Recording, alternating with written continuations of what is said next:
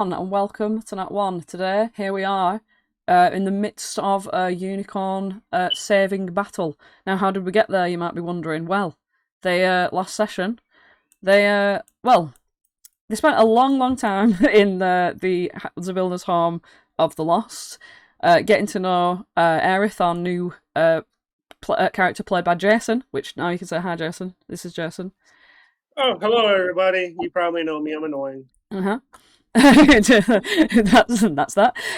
No, he's playing this really sweet Autumn Eladrin, currently a fighter, but she dropped a little bit of lore about herself last episode, so if you want to go and find that out, then go back and watch it. But also, yeah, so she came along with these guys. They did find a circle of mushrooms, one of the fairy rings, but they decided not to go into it because of the way that time works, because they have a quest. Well, it's somewhat of a quest, a bit of a blackmail. They've got to fetch a portrait from Scabatha's lair for Bavlorna to satisfy her, bring it back within 8 days, lest ye be cursed. So they've got a bit of a fucking, bit of time up their arse about this. So anyway, they're wandering off. They found the Wayward Pool, and also Archie's aware of the Wayward Pool. She knows what it does. She knows how you get into it by dressing up to be a unicorn. And the unicorn Lamorna lives there. She's very sad that her male partner, Eladrin, has gone missing. Well, he's been taken by Scabatha's lot. Now, as she was telling you all this, and a few more pieces of information about like the palace and stuff, she got jumped by a hooded assassin in the bushes. Now, it immediately started this combat, and it will be a surprise round. The only person who's not surprised is Archie. So, if what's the word? Shall we just get stuck straight in? Okay.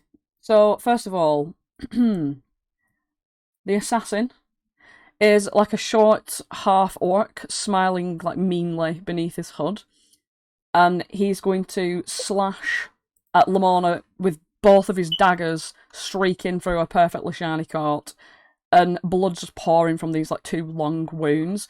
And Archie, you notice that his appearance sort of like flickers, like glitching somewhat, before he takes a glass vial of grey smoke and literally like fucking splats it onto the ground. And darkness sort of like billows out of it, and tendrils of thick smoke curl up and around him. And the tendrils like tease at his shadow and lift it up from the ground so it may join the darkness that surrounds him, swallowing up Lamorna's fearful appearance in a 10-foot radius circle around him, which appears as such. There we go. That's the radius of smoke. And you're all plunged into this darkness. Well, not all of you, sorry. Yeah, I'm trying to put it on now. Oh, hang on. okay, sorry. That's fine.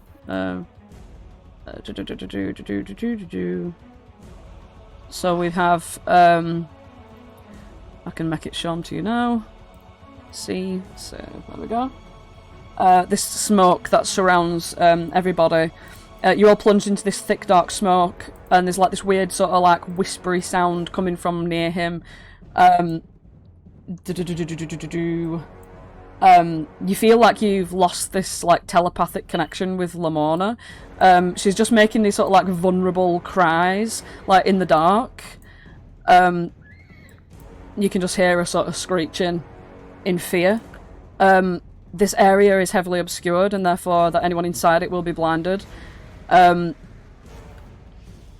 the shadows themselves, Holland and Archie especially see this dagger come flying out of the darkness, out of the cloud of smoke itself. Jumps right up against Clapperclaw with this very like sort of noble presentation, takes a huge swipe at Clapperclaw. He like turns around and is like, he's getting me! And it is Archie. Okay. So, real quick, can I, like, see... If I bring up my ghost key, can I see the guy? You are unable to see through that darkness at all, just anyway. Okay. When you bring up the ghost key, it's almost like you see everything is in, like, negative view. and it still shows. It's like AR. Like it still Yeah. shows the things that exist on this plane too, which smoke is obviously matter. Okay. Yeah. Yeah. In that case, Archie's like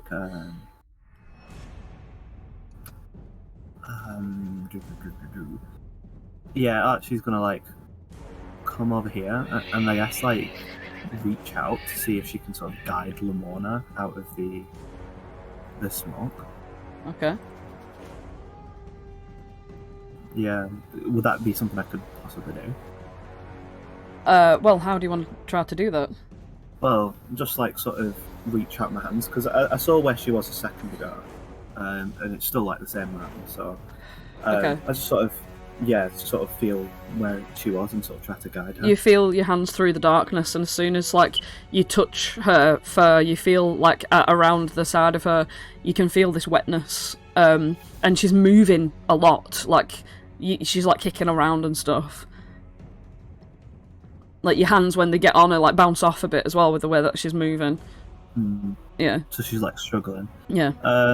Okay, I'm just gonna say, Lamorna, you need to get out of that smoke, obviously. And can I attack this flying sword? Or would that be considered my action? You can try and like guide her out if you want to. Oh right, brilliant! I'm gonna try and guide her out. Yeah. I thought I couldn't. Give us an animal handling check.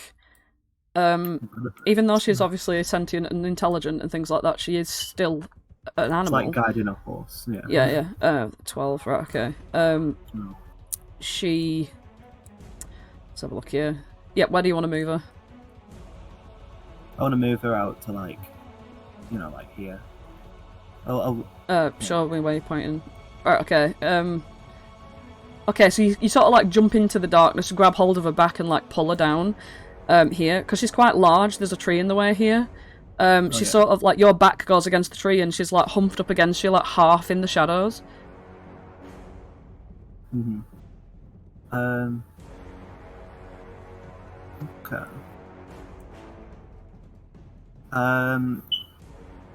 Yeah, I'm gonna. Do I have an action or? That was your action. Yeah. Okay. In that case, I'm gonna cast Hunter's Mark on the sword. Okay. All right. And that's my turn. Hunter's Mark is on the sword. All right. Flopsy, it's you. Flopsy is going to run around. Well, actually, not run around. Run in the middle here. Not on top of Archie. I'm going to put my paws onto Lamorna and cast Cure Wounds and try and fill up some of those wounds. Okay. Where are you standing? Because you're right on Archie. I thought it looked as if there was space between Archie and Holland. Yeah, there it is. Yeah, that's fine. There, yeah, you okay. can reach her from there.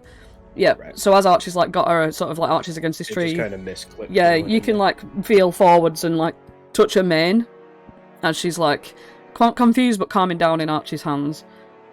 Mm-hmm.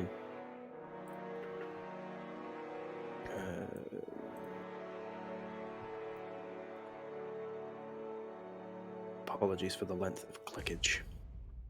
That's second level 8 healing. Alright. Okay.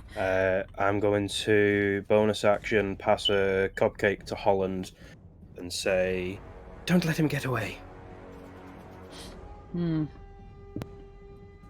Alright. And is that your turn? End of turn, yeah. Okay.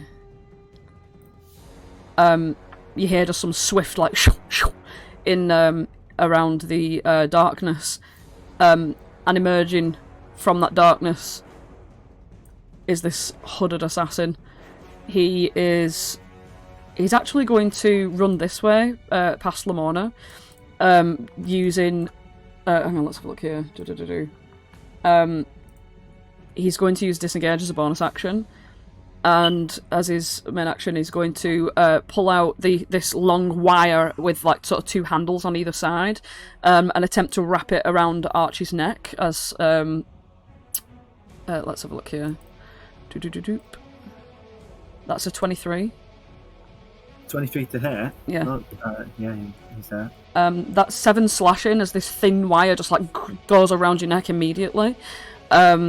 and you are grappled by this, obviously, as it's like wrapped around your neck completely. It's like holding you back with it. Okay, he is going to... Ah, there we go. And as he does that, you see from the darkness, following him out of the darkness, in fact, is this long, sort of elongated shadow behind him. That's... And it sort of attaches to him from, like, in like a 5 foot, like, sort of, what's the word? Have I put that in the right place? Yes, I have. It attaches to him and can move around in a 5 foot circle around him, anywhere that it likes. It comes up beside you, and it's going to attempt... I'm sorry, Jenna. Yep. I forgot that I have this thing. I'm going to burn one of my psionic die, roll it, and reduce the damage that Archie takes. Okay, so that 7 slashing reduces by what? Alright, so 8 points. it's 0 damage. Is that the psionic d8 plus 3? So yeah. Yeah, for your intelligence mod is 3, yeah. Right, okay. Is it? Is that true? Is that right? Just making sure I know the maths on this. Yeah, it says... Yes, that's correct. Right, okay, that's all done, yeah. So you take no damage from that, but you are grappled. And the shadow is going to sort of leer over to the side of you, like along the bark of the tree, like up beside your head where you are. And what's your AC? Mine? Yeah. 16. Okay. Yeah, but it doesn't do anything, just leers menacingly near your head. Aerith, it's you. Alright, Aerith smacks her necklace and just full chain, longsword, and shield comes out. She is going to bonus action phase step right here behind these two. I need the Shadow and Zarak to both make wisdom saving throws DC 14 or be charmed. Okay. And the Shadow.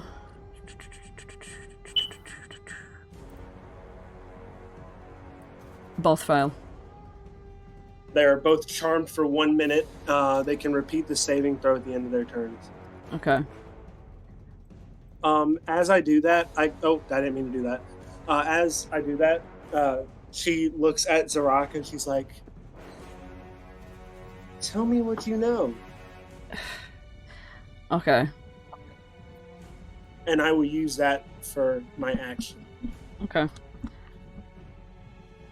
Why are you here, basically, is what I'm asking. Yep. Got you. Okay. It's Lamorna. She's like looking at Archie, looking at the shadow on the wall. She gets frightened and literally just teleports away. Like literally canters off and with like stars on her hooves, just like up into the air. Clapperclaw is looking pretty frightened of this sword in front of him. He's going to try and take a little claw attack on this bitch. Ooh, that's a good hit.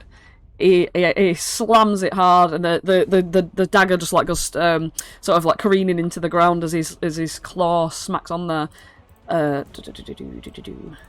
Jeez Louise, that's a good hit. He can do that twice, can't he? Let's have a look. I don't think... No, he can't. Hang on, let me just check. I forgot what Clapperclaw can do immediately. Claws? Yep, just once. He can do that one time. And he's just like, ah! Screaming his head off, as he always does whenever he's in a battle. But the dagger itself has got other plans. It lifts itself up out, like, wiggles itself out from the claw, flies up into the air with a pirouette. It's gonna like jag down and just aim towards it, like his stuffing jacket. And here we go. Where are you? There you are. Oosh. Oh, crikey. I think Clapperclaw goes down. Holland, you see Clapperclaw's just batting at Jenna. this. What? Sorry to interrupt. Can if you've not checked your messages, I think Lauren can't hear you. Is she actually... No, she's muted. What? She can hear everyone else but you. I've not Have you deafened her. deafened her or something? I've not right. done anything. What? Wait, what? She's muted, but I've not done anything. Is she doing the joke still? She can't be. No. Wait, what? She's muted. Hi, no, I am not. I just can't hear Jenna at all. What? What? Could you actually not earlier? No, I know I'm muted. I'm saying you're muted. Well, you just heard what Jenna was saying. Can you hear me? No, Jenna messaged me at the same time. Can you Oh, hear me no. now? Are you actually kidding? What? That is weird. No, she's fucking joking. We wouldn't be doing the joke on live. I don't Yeah. think. What? Right, hang on. This is so weird. Wait, how? How can't she hear me? Maybe everybody exit and come back. Yeah, maybe. Right, okay. Alright.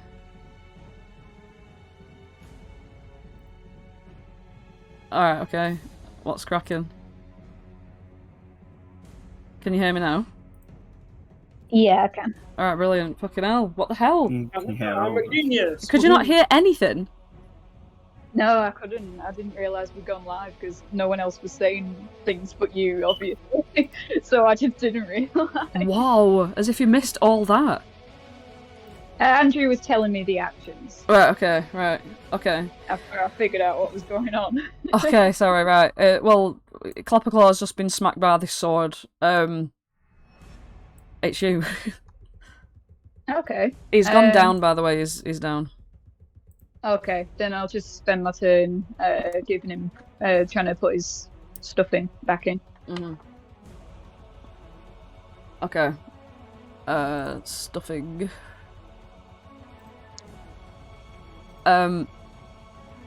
Does it have to be new, or can I just put in what was there? It just has to be out, like, it's gotta be just dead plant matter.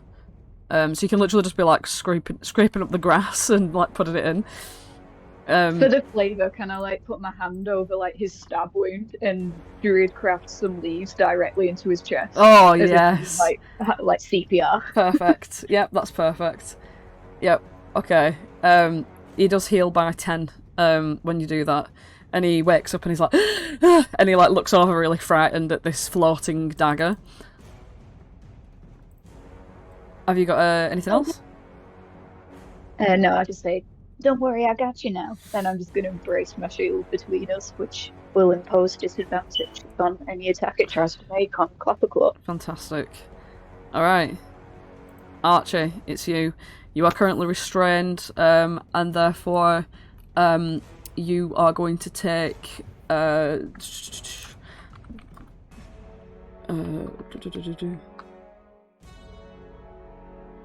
you're going to take 5 slashing damage as the wire cuts deeper. But as you take that damage, it's cutting deeper, it sort of like falls away as it's loosened. But as this guy sort of like realises what he's doing all of a sudden, and stops, like he sort of calms down a little bit. Given the fact that it's been charmed, so you get that sense. But it does hurt you that much before that happens, and you are no longer restrained. Okay. In that case, I'm going to move away, expecting not to take an attack opportunity, because why would I? And on part of my bow, I'm Hunter's Mark onto this main guy. And just sort of say, should I shoot? Not yet. Let me talk. I'm going to hold my action. End turn. Okay. Flopsy. Flopsy is going to tentatively walk up to this main dude. Over this guy's shoulder, a little cupcake comes forward, and Aerith, that's handed to you. And Flopsy's then gonna take both paws on the dude's shoulders and kind of run them down in a calming motion, rubbing his shoulders. And then as his arms are on the top of his arms, he's going to kind of hold his arms. Mm-hmm. So he's basically going to restrain him, Okay. but he's going to try and make it seem nice to him. All right. He's just going to be like, all right, calm down now. Okay, right. How long does this charm last? 1 minute. Okay. 10 turns. Okay. I believe they can make the saving throw. Yeah, at they the can. end They of can. Yeah. So he's going to look into Flopsy's eyes and have this is feeling. Oh, no, actually, I'm wrong. Sorry. What? It's until they take damage or 1 minute. Okay, so he hasn't taken damage yet, though, has he? No. Okay. Right. Okay. So yeah, he's just sort of calming down. He can make the save now. So he's like trying to shake his head like, what? I'm sure I was supposed to be doing something here. And he's going to make that save again. There's not a saving throw. Oh, wait. No, yeah. Yeah, he's just charmed for 1 minute or until he takes damage. I can throw it up for you. Alright, okay. Alright. Yeah, go on through it. I just want to see it anyway. Mm-hmm. Yep. Okay. Right then. So... A minute, right, shit. I don't want to take it out of initiative because the minute will go so fast. Oh no, fuck it, yeah, go on then. Right, okay, I'm going to take it out of initiative for a second. For that whole minute. Yeah. So you're asking him no, fuck it. No. You're asking him a question. So he's going to say, yeah, I'm keeping it in initiative. You're asking him a question. Sorry, this has not happened to me before. Okay. Sorry. No, it's because it's like a whole lore dump situation, you know what I mean? So, right, okay. He says, I've come to get the horn, and that's what I've been told to do. By who? Well, the leader of the League of Malevolence. He's called Kellic. He's a sorcerer. And that's as much as he can say in his 6 seconds. The shadow is also charmed, so it's just going to stand there doing nothing. It's you. Aerith. Oh, man. Can I use my turn to get more information from him? Yeah. Yeah, okay. Kellic, League of Malevolence. Do you know anything of Zybilna?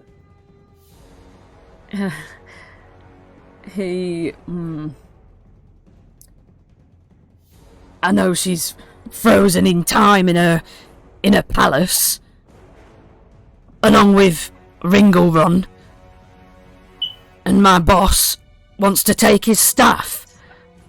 So we need that horn to free them. Well, to free Ringelrun. That's all you're getting on that turn. Yeah, get the sword. Alright. Clap a claw. Looking at the sword. The sword's not backing down. He's gonna get his little fucking claws out and give him a swipe as he stands up off the ground. Whoosh! He swipes at it. And he only bloody misses. He spins around on his little legs. Oh no! As the dagger comes flying down. Ooh. Fucking Jesus Christ. Gets him. All those lovely flowers you've put in there, Holland, are just cast onto the grass. Did you roll with disadvantage? Yeah. Because I'm right next to him. Okay. Yeah. Just checking. He got 12 meets it beats. And a 12 and a 13, so, yep. Yeah, so the lovely flowers cast aside onto the ground. As he looks down at him like, ah! Holland, it's you again. Yeah, Holland's just gonna not stand for that, to be quite frank. And he's gonna use a Divine Smite and absolutely obliterate these swords. Nice. Hopefully.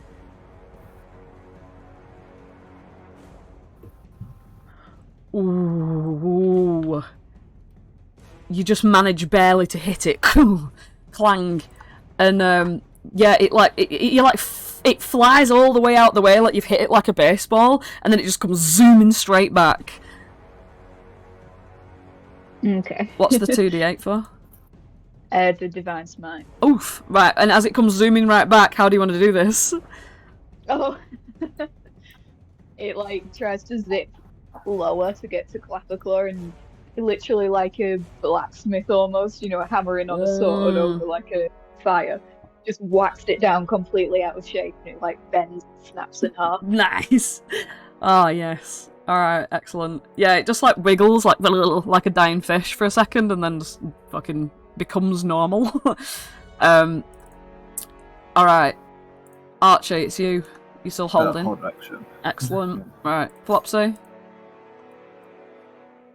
I've still got him restrained just in case the thing wears off, so I don't really have much of an action. I'll just kind of keep him calm and in my arms. Are you actually actively restraining him, or are you just, like, holding him lightly? Like, if you're attempting to restrain him, you could roll for it. He's not currently restrained.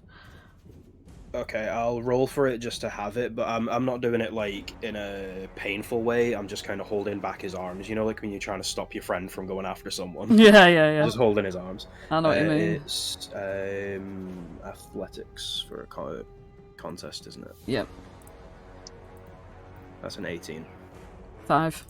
You've got him. Right. Lovely. Yep. I'll just keep a hold of him while Aerith questions. Alright. Where are they, this Kellic? Ooh, let's have a look here. Do. Ooh. He says, oh, let's have a look here. Oh. I hate to do this. Yeah, I know, right? You bastard. He says, I don't know, they travel around all over the place. It's hard to keep track. When he needs me, he calls me.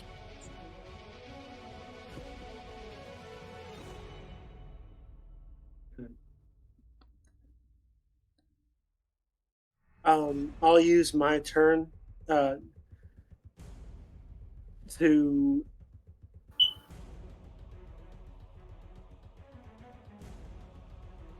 do you know anything about a Scabatha or where they could be found? Yeah. She got one of them first. And I'm not going in there. You'd be crazy to go in there. And that's all you're having. Clapperclaw is cheering at Holland. Cheering at Holland, he's like clapping his little claws together, he's like, whee! As the thing just like flobbers around on the ground. Holland, would you like to do anything with this turn? Just replace some of the stuffing. Nice. And hopefully get him back up to full. He's like clapping everything, you're like trying to put him in whilst he's doing it. Oh nice, he heals full. He's just dancing around. He's like a kid that you're trying to get dressed in the morning. You know what I mean? Like, alright, Archie, holding? Yeah, but also I'm going to say to Aerith, Aerith, I know about Scabatha, and anything I don't know, I know people who can tell us. Ask about this League of Malevolence. Like, what do they want? It's my turn. Nice. Flopsy? I'm just going to hold him back and whisper in his ear, yes, what do they want? Alright, Zarak's available for speaking. He says, oh, right, okay. He says, well, like I said, Kellic wants Ringelrun's staff, but he can't get it because he's one of them that's frozen in Zabilna's palace.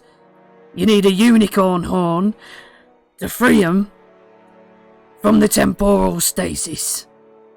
And then Kellic can get the staff. He like puts the thumbs up. Did your master reveal any other way to free someone from that time prison? I don't know, but he told me it was something to do with them hags, and they've got some artifact. Apparently it's called Igwilf's Cauldron or something. Or whatever. Maybe that's how they did it, but all I know He said, my boss needs this horn. And he's like looking around as to be like, where's the fucking unicorn gone? You can get another question in there, I guess. It's your turn. Oh no, no, that were 2, wasn't it? That were 2.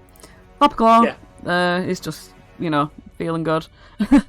Holland, no, I think no one, I don't know, unless you've got something that you want to say, because I think this is like a speaking initiative, considering the charm lasts only a minute. For real. Holland, do you want to say anything? No, you're okay. Archie? No. Alright, Flopsy? Just hold an action. What do they want with the staff? What does it do?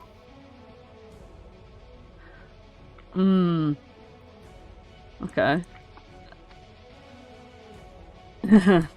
Hey. Bloody Nora. I should have fucking planned for a big old questioning sesh. Well, who would have expected that? I know, right? Jeez Louise. Okay. I don't know, it's a powerful staff, innit? It's a sorcerer, what do you expect? I'm just gonna look at Aerith and go, nah, he's one of the lackeys, I guess. Not in the know. A lackey who decided to hurt Clappy. He's part of that Valor's Call. You know, the good ones, the goody ones. You have nothing left for me. She holds up her sword. Yeah, I'm gonna use my reaction. Okay. Yeah, she's gonna swing 4 times. Alright, as soon as Aerith swings in perfect tandem, Archie can loose the arrow. Okay, right. We'll do the Aerith swing first, and then the Archer. Yeah, I'm Actually, I'll going let you do your turn. we're gonna swing twice, action surge, swing twice again. Alright. Isn't the action surge just once? Oh no, it's not on a fighter, is it? Is it? No. Action surge, extra attack triggers anytime you make the attack action. So if I use the attack action on my extra attack, or on my action surge, yeah. So if you have multi-attack, unless you have 3 multi-attacks, Yes, the they action do. surge won't add. No, it's for fighters. Is it? Yeah, for fighters they do, yeah. Yep. Oh, So never it's, mind. no, it's fine, yeah, action surge. You get that, like, what, fucking 3 times? I don't know, whatever. I get action surge 1 time. 1 time, there you go. Right, okay. 1 time. Right, here we go. 4 attacks coming from Aerith.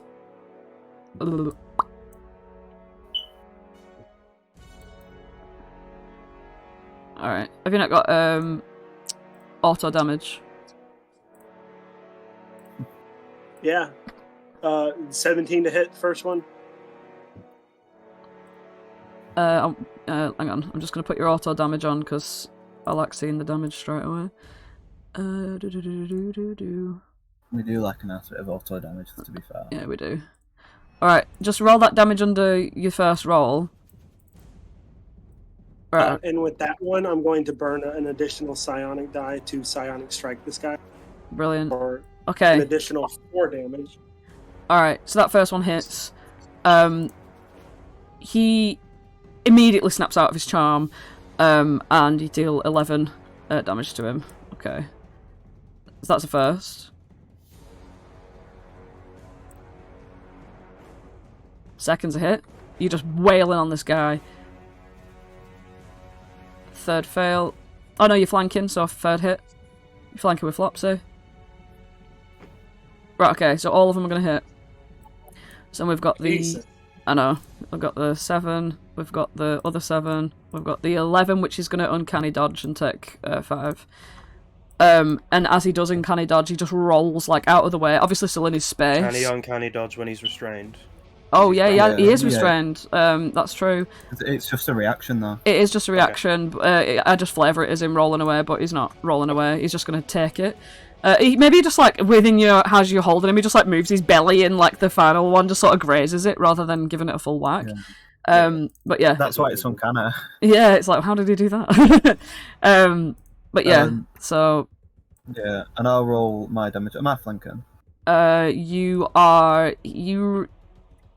ranged flank. Wait, I looked this up before, didn't I? He's Is it restrained. so advantage we from can- restraint? Yeah, oh, he is restrained. Yeah, let's have a look here. Why have I forgotten all the rules?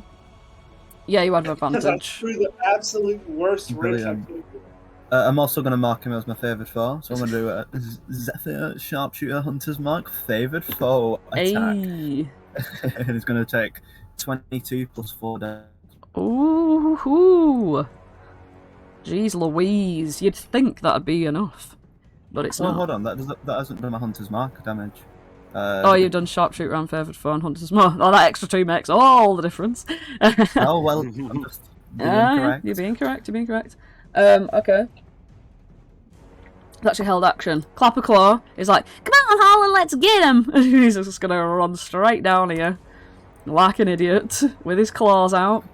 He's No. gonna throw some claws and miss. Oh no, he doesn't! Oh no, he does. He's not being flanked on that side. It's wait, a shadow. Hold on a second. What? I have He's multi restrained though. Oh, he's just fucking Jesus. Sorry. Oh, no, Right, yeah. I don't. It's not my You, first one, so. and he slashes at him, and the guy is looking bloodied. TM.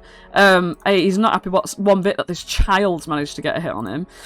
All right, Holland, it's you. About to double that child hit ratio. He's gonna go like skidding after Clapperclaw and like kind of barge into him, not like heavily, but you know, like when you just like a light shove kind of thing, like my turn. Holland kills him. I do 20 damage. As you do that, yeah. the shadow's gonna use its held action, which obviously I did the wisdom save for it to come out of the charm. It does its held action towards Flopsy, which is strength drain. It's got a 23 to hit you. You take 8 necrotic damage. Silvery With barbs. disadvantage, With disadvantage. because I'm right next to him. Alright, shit, yeah, 13 then to hit. 13 doesn't hit. Right I don't then. use my silvery barbs. The shadow tries to tantalisingly taunt Thank you, you, Phil. but it fails to tantalisingly taunt you. Alright. So yeah. Holland, you were free now. The held action's been done. Yeah, I'm just gonna bonk him. Yeah. Give him a good old bonk. Whee! Give him a right bonk on his head. Well, it's the tried and true method, what can I say? Ability 26. Hey! How do you want to do this? Oi! Just, he comes skidding over, but like, shoves into the centre, like here, just points out his finger, no, at the shadow, and brings it with the same hand around and just clocks the guy, and he just falls back, like, limp into Flopsy's arms. And he dies, and his shadow disappears.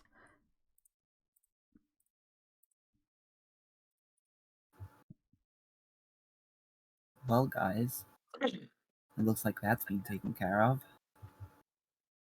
Yeah, as the battle concludes, Aerith like flicks the blood off of her sword and flattens it all, and her armor like peels off of her body, and with a swirl goes back into the cube. Nice. Oh, she's gonna try and resummon the Mourner. Yeah, you see that the as soon I can hear myself, Jason. You can see that the coals have started to like ember a little as the fire is sort of going out. You try and like jostle them and get them relighted again and blow on them a little bit. But you see that the fire's not picking up any. Well, I guess she just doesn't want to come back, and I don't really. I suppose she doesn't know what's happened, and she wouldn't want to come back. Not right now. This guy actually kicks the dead body. No, I can't believe someone would do that. You know, attack a brilliant, magnificent creature like that. Yes, even in the Feywild, some people are just not nice. Well, I think, you know, here in Prismare, most things aren't really nice. But you'll get a few things that are, and then most things are probably somewhere in the middle. Although it seems like, I mean, from what he's saying, there's a bunch of, like, baddies and a bunch of goodies, and they're having like a fight, a big war. Indeed. League of Malevolence and Honor's Call or something like that.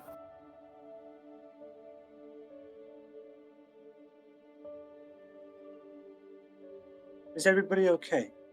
I tried to handle that as best as I could. But, Oh, Yes, don't worry, you did a really good job.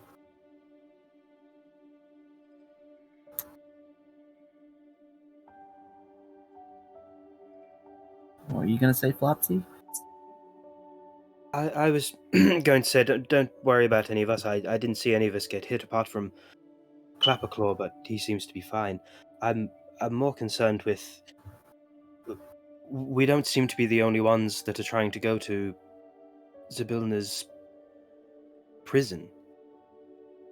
I was about to say house. I don't really know what to call it, but It's her palace, right?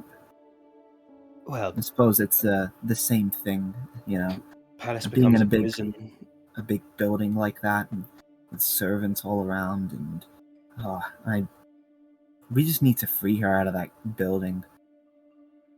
Well, there's no way that we're going to take Lamorna's horn, and if there's only one other one, and this League of Malevolence is after it, And we need to be after it too.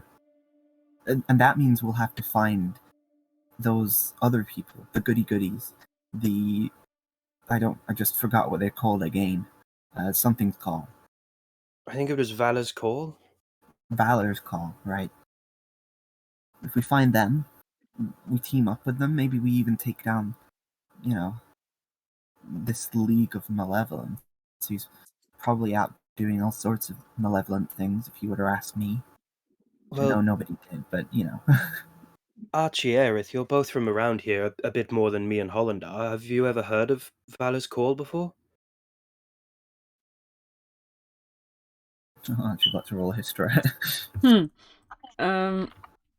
on, I'm dealing with a bit of lore right now. Hey,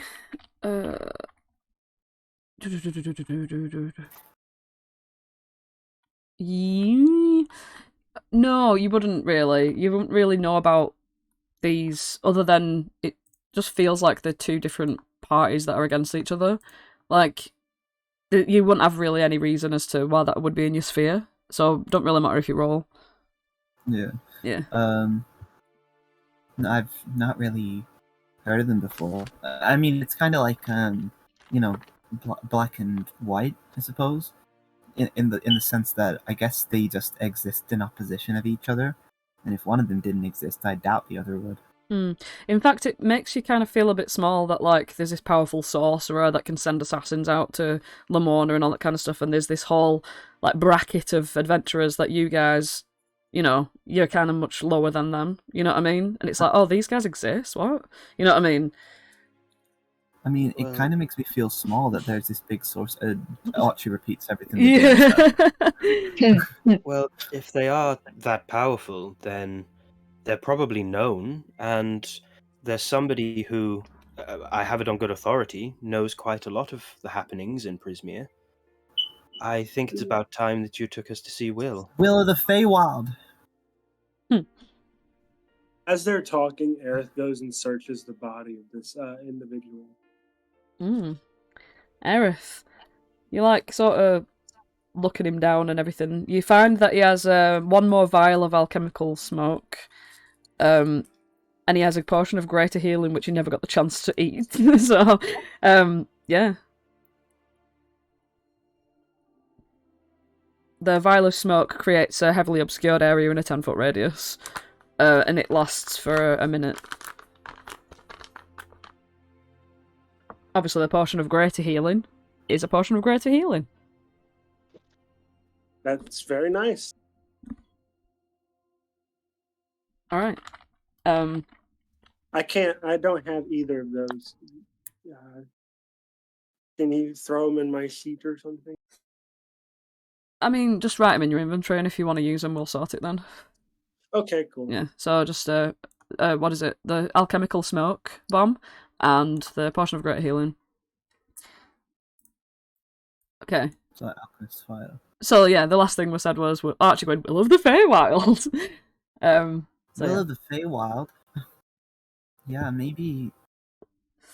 Well, I think you know. You do I mean- remember that, like, the redcaps, which used to be solved by. Well, you know what I mean. Like, I you've do- never I really, do yeah, remember. yeah. Just letting you know, Yeah. because I know we've had a lot of lore drops recently, so I just want to refresh your minds on what's cracking off. But yeah, Yeah. I mean, actually, Little Oak's not too far from here. I mean, nothing's really too far from anywhere in Prismere. You know, you go somewhere, it's probably like 10 minutes away, maybe 20 minutes sometimes. It's like California. But whatever that means. But like, yeah, I mean, I guess we just have to be safe in the fact that the last guy who knows anything about, you know, how to get in here is dead. So that was the good call. We should probably move him away because I don't think Lamorne is gonna really want to see him. So I guess we just drag his body through the water. I mean, I know that's a little bit like, you know, but anyway, we'll figure it out. I'm not familiar with Lamorna's magic. This water's not going to bring him back in my arms, is it? I don't think so. no, I mean, Archie. As far as you're aware, you know for a fact this water can cleanse one exhaustion point from you, or cleanse a curse from you. It's kind of like coffee. It can wake you up a little bit, or like if you're cursed, it can get rid of that, but it can't bring someone back to life. I never knew coffee got rid of curses. I should really drink that more. Oh well, I didn't mean that bit. Oh. As you're talking, Aerith just sends the body flying with telekinesis. Hopefully not Just- into the water. Flopsy starts hovering for a second before he lets go. That's funny. No. Yeah. So, guys, it's onwards to Little Oak. I'll show you the way. Archie like giddily swims out into the water and crosses. Yeah, Aerith will follow up next to Archie and I guess ask Flopsy to will- talk to him. Her? Yeah. Well, ask to talk to me then. Oh yeah, fair enough. I'm gonna see Will of the Feywild. I haven't seen him in so long. I mean, Oh, you know, Archie. he's annoying, but oh yeah. You did really well back there. From what I've noticed, Holland and Crabclaw are both children, and Flopsy, as sweet as he is, doesn't seem one for fighting all that much. I mean, I've never met someone who throws a cupcake at someone in the middle of a fight. Me and you need to make sure nothing happens to them. I agree. I think we need to make sure nothing bad happens to anyone. But I wouldn't, you know, count out Clapperclaw and Holland as not being able to do anything because they're kids. Kids can do a whole lot. You know, I read about this one book. It was called Melinda. It's about this girl who, like, she's being picked on by her like, head teacher, and she, like, starts a whole revolution. You know? Kids can do a lot, and, I mean, think of all the people who saved the kids where, you know, you work. Will of the Feywild, you know, the others, they're all kids too. All of the Getaway Gang are. I suppose it's the motherly instinct in me. I don't want any harm to come to them. You're a good person, Archie. I hope you know that. Thank you. I don't feel like it sometimes, but I think you're a good person. You're like motherly and kind. I guess that's kind of like what Zabelna is, if she's like a fairy godmother. So I guess you're, you know, got more in common with her than maybe you first thought. as you say that, Aerith gets a little smile on her face, and goes up and gives Archie a light peck on the cheek and says, "Right, well, the others are catching up to us. Let's make our way to the Little Rock." She just like walks off. She's like touching her cheek, like what? Hey. Flopsy and Tutherin doing anything? Wouldn't you like to know? Flopsy was just going to check on the two kids to make sure they were alright and then start shuffling them back, like across the water. Papa Claw is literally just like, "Did you see that? Whoa, that was amazing!" And like just absolutely pissing himself about Holland's coolness of smacking him. Like, you know what I mean? Like he's like got like he's got like a bit of a chink in his like claw where he smacked the dagger. So he looks like he's like holding it and rubbing it a little bit, just like he's come out of a good fight, like he's feeling that cool feeling. I was like, "Oh, we're just the best fighters in the whole entire realm." That we are. Hmm. He's gonna yeah? play fight with him as they go across the water, splash him. Oh yeah, he's gonna like go under the water and like jump on you and shit, like fucking yeah. So you make your way to the shore and into the forests of thither. Archie, you have somewhat of a, sense of direction, as every single time we do this. Archie is the one who's just like, yeah, I kind of know where I'm going. She knows where she's going. She's been through these woods many times. She's been through these woods. And you are travelling along through the woods. And you hear like this weird like carriage sound, like this sort of like, but also this like sound as well. Like of a sort of what you might think of as an owlbear trundling along with a carriage behind it. Is that an owlbear trundling along with a carriage behind it? I do think it is. If you put yourselves at the bottom of the map. Exactly what I think it is. Do you think an owlbear could also be called a bear owl? What? No, because it's half owl, half bear, not half bear, half owl. But isn't it the same thing? Well, if it was a bear owl, it would probably be owl-sized and with. It would be the exact opposite, basically. I'm sure that's a thing, right?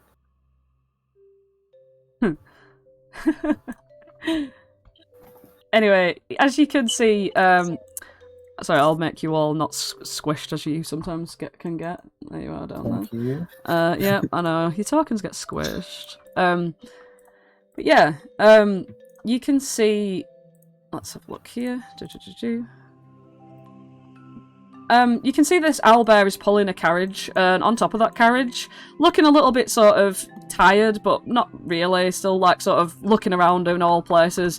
You can see this little black kid with dark sort of starfish-like hairdo with all the little cones of hair spiking out in all directions. And you can see that he leans forward every now and then, really sprightly, strokes the back of the owlbear as it pulls the carriage along.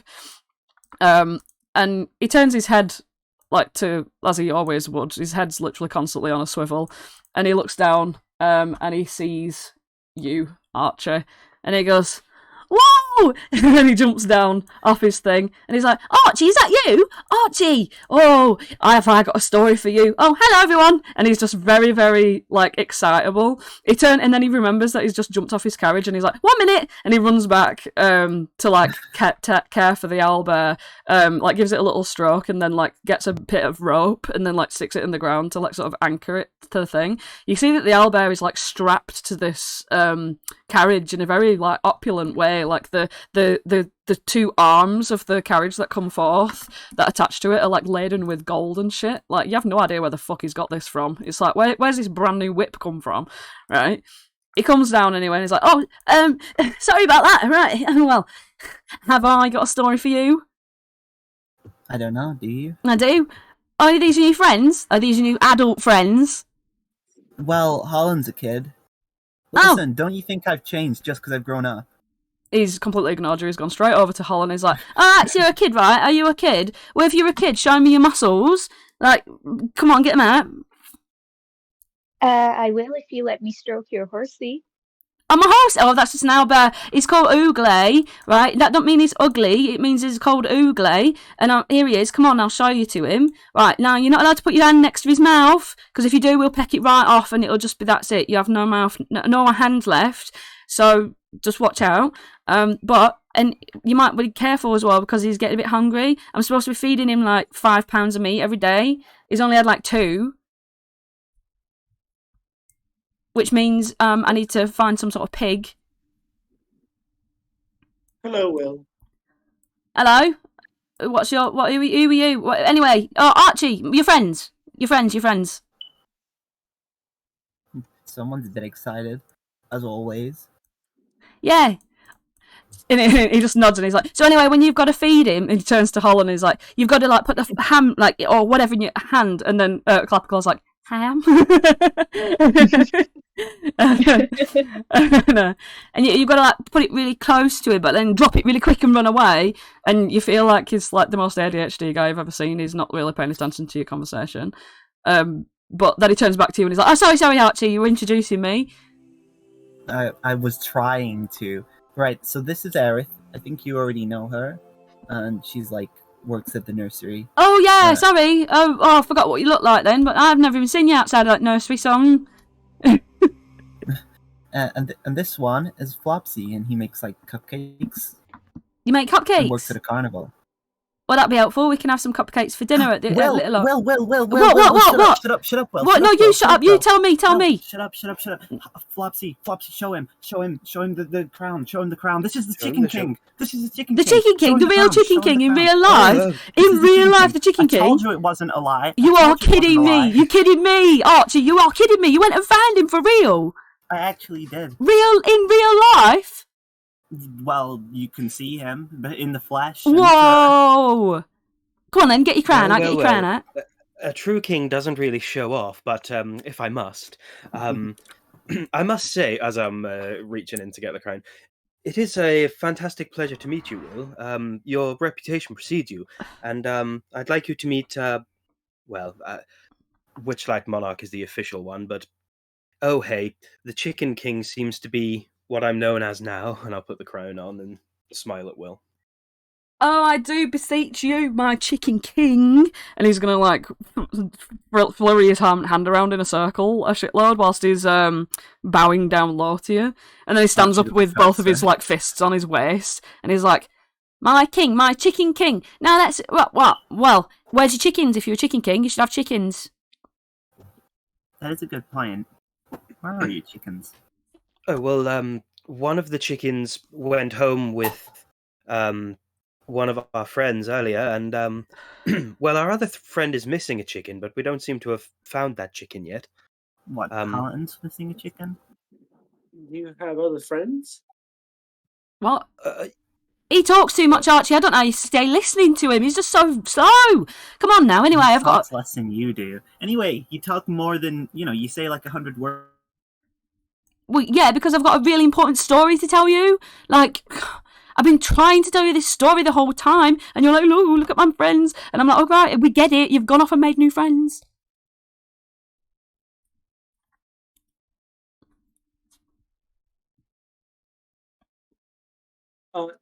Aerith is looking on in absolute shock, and it gets to the point where she just kind of like shrugs her shoulders and goes to pet the bear owl. Yeah, Holland and Aerith, what are you doing over there? As Aerith walks over, she gets down closer to Holland's level and puts a hand on both Clapperclaw and Holland. And she says, "I just wanted to let you guys know you did really well back there." Thanks, so did you. I mean, I was the one who did all the, what part? But, I mean, you were, like, really talking to him.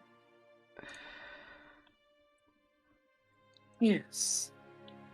Do be careful. This bear was rather adorable, but, he looks like he hasn't had enough coffee. Perhaps we should get him some of that pool water. Pool water? Yeah, wasn't it Archie that said it was like coffee? Oh, yeah. Judging from his face, he looks pretty grumpy. He could use some coffee.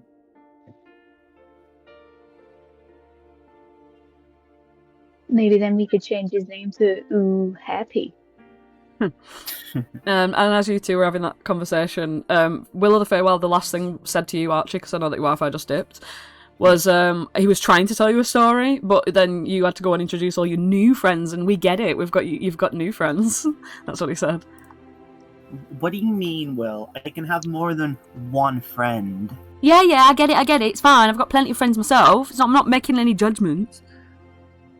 I'm just saying, I've got an important story to tell you and no one's listening to me. Right, I've got an important story to tell you, so you tell me yours and I'll tell you mine. Deal? Right, I'm gonna tell it right now. And he's gonna jump up on this log and he's like, everybody, I want everyone's attention, all your attention, please, right now. Right, here's the thing, right? Oh, goody giddy gumdrops, have I got a story for you lot, right? So, there's this woman, right? And she had this plan of some kind, right? And even though I'm obviously like the cleverest boy in the Feywild, like I couldn't even tell you what she was up to, but I do know this, right? I was there staking out the layer as usual, considering, Scabatha's got a brand new batch of tin soldiers to keep everything in check, right? So anyway, I was just there doing my job, and I can tell you a story, right, of what she was probably up to. Not Scabatha, this woman, right, who I'm telling you about. There was this woman, right? So there's this woman, right? She's dark, mysterious, right? She wears like a ram's skull on top of her head, like a hat, like long black hair, like the night. One of her eyes is white, one of them's black, and she has like a notch like in her left eyebrow, and I bet she thinks she's proper cool for it. But well, anyway, she did look cool. I mean like in a gross, disgusting, horrible way, because obviously she's a girl, and that's just gross. Like, no offense, Archie, I don't mean you, because like this woman was like all tall and like had like gold hoop earrings and smooth like clear pale skin, and like anyway, just like a horrid nightmare. In this like black feathery leather outfit and this like red and gold collar thing round her neck, which had this like long, like awesome looking black cape flowing out of it. Get on with it. Anyway, right, so she was wandering around, right, carrying this staff, going, ooh, my tummy is rumbly. So she thought, hey, I've got a nefarious plan, right? So she goes to Scabatha's candy market. The candy market, right? She goes to the candy market, and I'm there, definitely still scouting out the tin soldiers, definitely, just looking at the routines and stuff. Of course, but she did look so nefarious, and I just had to keep an eye on her, right? So she's having a look at all the stuff, like the candy, the goods, the yum-yums in my tums, the yes, the things that make you go, nice. Like beetle gobstoppers and like ant lollipops, jellied worms, like lettuce, tomatoes, bread, and of course ham. And ham, says Clapperclaw with glee. So anyway, she picks up all this stuff from the market, right? Like a handful of jellied worms, like sticks an ant pop in her mouth, pops some beetle gobstoppers in her pocket, picks up the slices of like bread, lettuce, tomatoes, ham, etc., dips them in a bit of mayonnaise. But then she sees it, right? It's the secret thing, right? So she looks this way and that, right? Takes it, puts it in a belt. And I didn't even see what it was, but like she took it right into a belt, but like into this holder. It looked like a dagger sheath, but it was like longer and thicker, like an ice cream cone or something. I don't know. But anyway, I was like, whoa, because she gave him all these like bits and bobs in exchange for like the candy, but not that one. So I was like, whoa, staring at her from like my secret position in the bush. And then she started walking away from the market, right? And if you don't mind, just let me do an impression. And he turns his back to you, looks around to like make sure that you're still looking, resumes, like he begins to like sort of like side shimmy, really obviously from one side of his imaginary stage to the other. Just like that, right, she did. And then when she turned around to see, I had my hands like this, and he makes like binoculars out of his hands. And when I was looking, and she turned around, and I obviously don't know if she actually saw me, but I thought, hey, best not to make it obvious, right? So I scarpered, jumped onto my carriage that I found ages ago with this owlbear pulling it, right? And then I saw her jumping into her own carriage, but it looked like it was just propelled by like lightning or like thunder or something, like rumbling around under its wheels. But anyway, I was trundling along, pulled along by my new baby, Oogle, who needs feeding. Again, I'll tell you now, right, so that's a tangent. And then anyway, she pulls up right alongside me, right? And I gave her a nod, like, yeah, you know, we're just side by side right here on this path, right? Nothing to worry about, right? And she's giving me this nefarious look. So I look at the long sheath she's got on her belt, right? And she, like, gets her hand and covers it up so I don't see what it is, right? So anyway, she pulls me over and I'm like, oh, geezy crazy, what's going to happen now, right? I wasn't worried. But anyway, she steps out of a carriage holding this staff in one hand and for some reason a ham sandwich in the other, which had the ham, the lettuce, the tomatoes and the jellied worms in it and that. And she pointed the staff at me and all I could see was like ham sandwiches swirling around in my face, like lots of them, like all dancing around like those, you know, those dancers who stand all in a line and move like with each other and all stacked on top of each other. And I heard this like beautiful, mesmerising, I mean gross and disgusting, horrid voice saying something like, there's jellied worms on this, so it might not be a healthy meal, but they're in a stack, so it's a balanced meal. And it started making a noise like a ticking clock. And then the next thing I heard was Oogler's tummy rumbling. So I was like, oh, cripes, I need to feed Oogler. So I had to shoot a pig from the marsh. But then everything looked like ham sandwiches for a bit, come to think of it. Now you look like a ham sandwich for a split second then, but now it's all right now. I'm sorry, can you repeat that? Yeah, so there's this woman, right? And No. But that's the story. I don't know. She just scarpered off with it, Archie. I don't know, do I? Mm.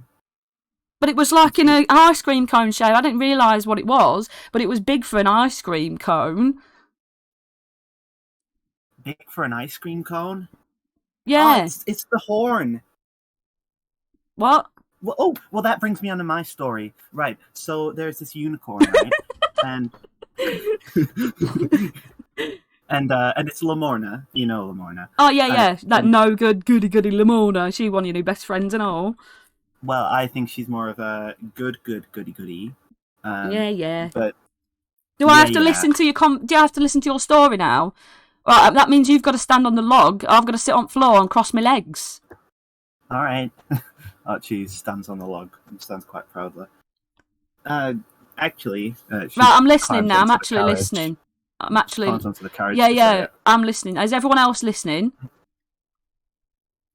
He's like looking around at you all as if he knows you all anyway. Like he's like Aerith, you know this is what fucking you know what this is. Will is like. You can't hold him down for very long. So. He's a bit of a dick. Like, he's very annoying. But yeah. Right, so there's this unicorn, and she's called Lamorna, you know her. Yeah. And every day, she runs around in the Wayward Pool, right? Anyway, so one day there's this guy, and he's, like, ugly, right? I mean, he's got, like, an ugly face, right? And we're just going to the Wayward Pool, because, you know, we've been cursed by a hag, right? That's an interesting, you know, whatever, right? Yeah, but which hag though? Because, like, you know, t'other end. Oh, right. Oh, okay, so right then, makes sense. Yeah, not you know who. Right. So we're in the Wayward Pool. We're just having a swim around. Obviously, we get there. We don't have the unicorn suit, but we find out that if you just like make a magic unicorn horn and put it to your head. Oh yeah. All you need. I knew that. That's easy. Then why do we have the outfit? Because it looks better and more people can be under it. Come on. Oh, all right then. If you say so. But anyway, we go across and we're talking to Lamorna, and she's telling us all about her, like, you know, her partner, whose name I can't remember. But anyway, apparently he's gone missing because they needed his horn, right? His unicorn horn. His one corn. Like an ice cream cone, right? Right. Unicorn. We obviously haven't been to visit Lamorna in a while. I knew that as well. Well, alright, whatever. Anyway, this guy comes over, that ugly guy, and he's like, you know, jumping out of the shadows, trying to, like get Lamorna. So anyway, we get him, and we beat him up, and we kill him, and then get a load of this. We have a talk with him before we kill him. And A talk? No, but here's what we find out. There's this group of evil people, the League of Malevolence, right? And they're only looking for a horn. Will you have just found one of these people? That's like, they must have the horn, the cone, Well, so that's what that's was what it? the That was the secret was. secret ingredient was? Yeah, Oh. A unicorn, so, like, Eladrin's unicorn horn. exactly. Ah.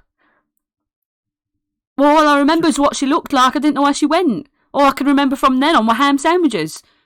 And Clapperclaw's like, ham. Anyway, Will, where have you been? Clapperclaw's like, have you got any more of that ham? And he's just ignoring. Will's just ignoring Clapperclaw. It's like he's like, he's just interested in impressing Archie right now. But what did you say, Archie? I said, Will, where have you been anyway? You've not been getting the red cap.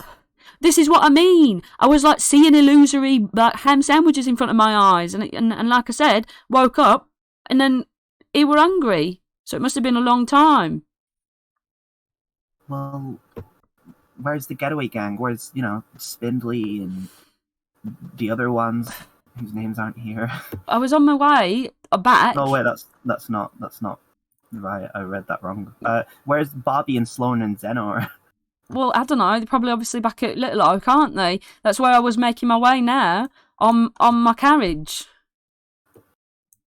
Right. Okay. Well, we're coming with you. Well, good, and then I can tell you. Oh, I can tell you the plan. I figured out my plan, right? I'll tell you. Right, I'm going to tell you the plan. Right, let's get to Little Oak first, and I'll tell everyone the plan. Right, and it's a plan, right? Cause Aerith, you'll be interested in this. It's a plan to get all the kids out instead of just picking them off like one by one whenever chances. You know what I'm saying? We can just get right in there, cause a distraction or something, and then get out. I've got an idea anyway. It's a plan. It's a daring plan that I've concocted because obviously I'm the cleverest boy in the Feywild.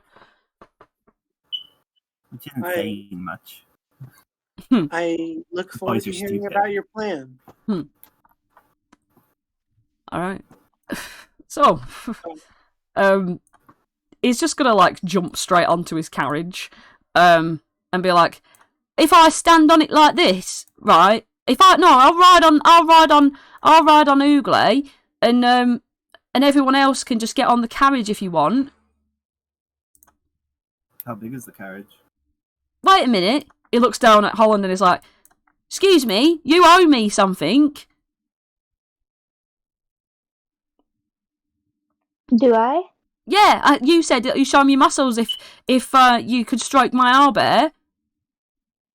Oh, so I did. Well, let's have a look then. I want to see if you're worthy of it. Okay, Holland Archie gives an inquisitive look. pulls up his sleeve and Okay, give us an athletics. See how well you can flex.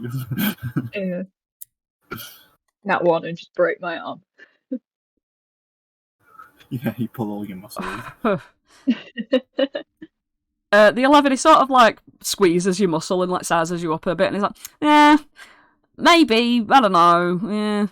Yeah, what can that do?" And he points at your mace.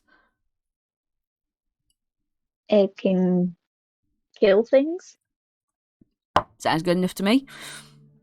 And he looks over at Flopsy and he's like, "Who's that then, your dad?" "Oh no, it's Chicken King. Are you a prince?" I love Will. Yeah, I am. And so's Clapperclaw here. "Wait, you're both princes of the Oh, I'm so sorry, my lieges." And he's gonna do a big bend down. You get the impression that he has no idea what royal words connotations mean at all. He's just calling you words that he might have heard. He says, "Well, as about right, you two get the best seats on the carriage. Right, Archie, move a minute. You've got to let yeah, come on, it's your new mates anyway, innit, Archie? Come on." He just literally kicks you. He's standing on the carriage itself. He puts his foot on your shoulder and pushes you forwards away. Right, you two, front and centre, right here and here, and everyone else could just get on back and that, I guess. I'm just gonna get up on Ooglay myself. Ooglay, you alright? And Ooglay's just like, but mixing with squawking as well. Yeah, he just offers you all to hop up on the back. Flopsy, if you got out to comment on whilst you're climbing on back of this fucking... Not really. He just kind of smiles at Holland and Clapperclaw, announcing themselves as princes and being treated as such. Aerith kind of goes over to Flopsy as this is all going down, and she whispers, "You know, I really wish Will would open up more. He doesn't talk about his feelings enough."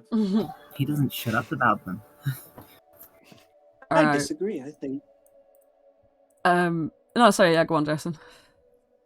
I disagree. I think that Will just talks about, well, I love him to death, but a lot of nonsense. I think he needs to talk more about his feelings. Well, maybe. I mean, I think everyone should talk about their feelings every now and then. The only thing I'm really worried about with Will is that he stops talking long enough to get his breaths in. I do love Will. He's so very helpful. And Even his if he's a bear bit annoying. I can never think a child is annoying. But if you could, you would.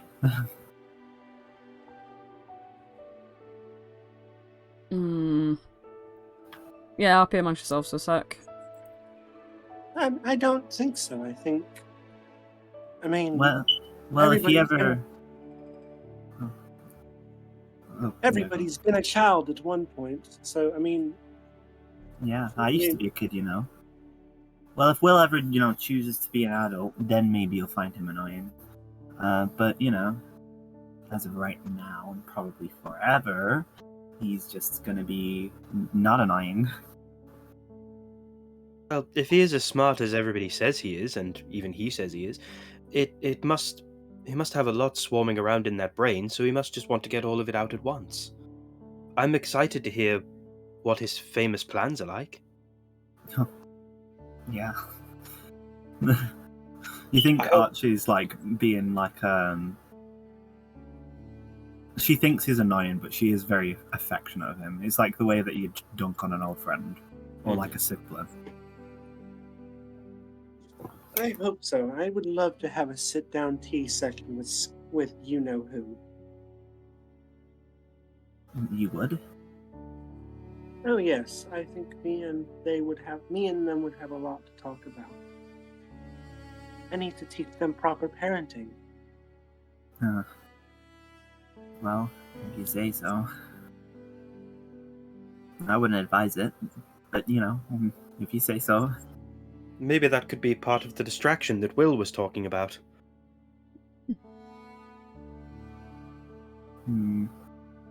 Although, to be fair, I mean, you know the rules. Like, what if she doesn't want to hear that?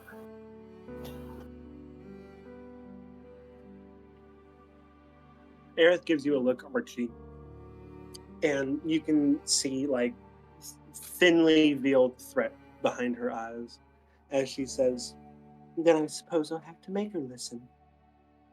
No, but that's what I'm saying. If she doesn't want to listen, then she's not going to extend the rule of hospitality because you've broken it in her eyes.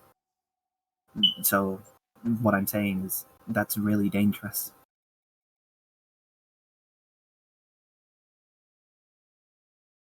I suppose. And as she says, she looks over at Clapperclaw and Holland and Will. Anything for the children.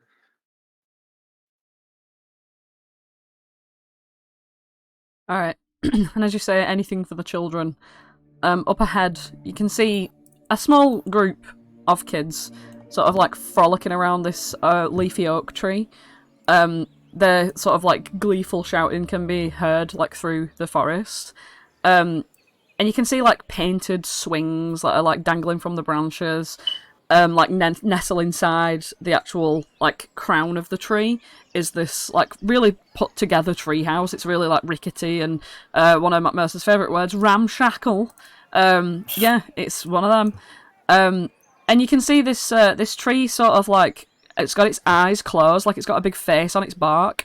It's got its eyes closed and it's got this long, like, raggedy nose and its mouth, like, sort of turned in a frown, but it's actually sleeping. And you can see as it, like, sort of rises and falls, the bushes, the branches of the tree sort of, like, rise and fall slightly, and giving it this very alive appearance. And you pull up to Little Oak.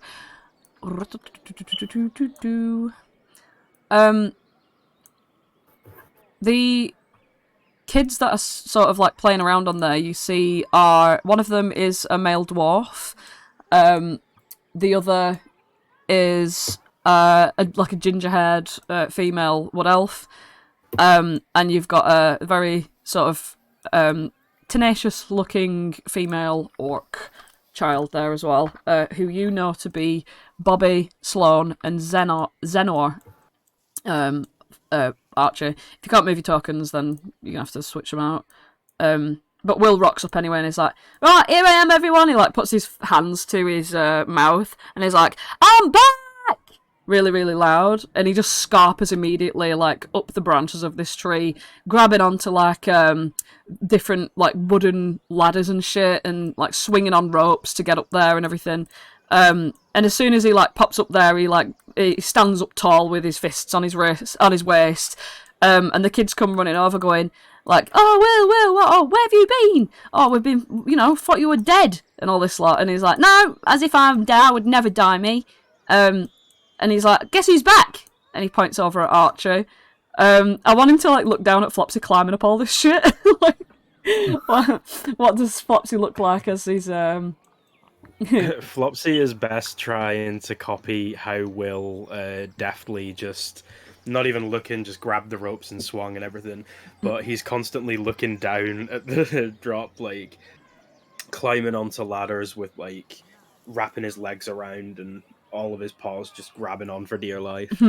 As you're doing that, a clapper claw just like goes past you. Like he's like, "Hey!" He's doing it much easier than you.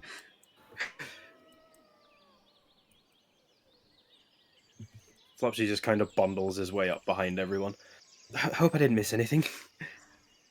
Right, so here's Archie. Here's Archie's new friends. Introduce yourselves, everybody. And he like stands to attention like he's a captain of some sort. But they immediately get into like formation, and he stands up on this like stage and expects you to as well.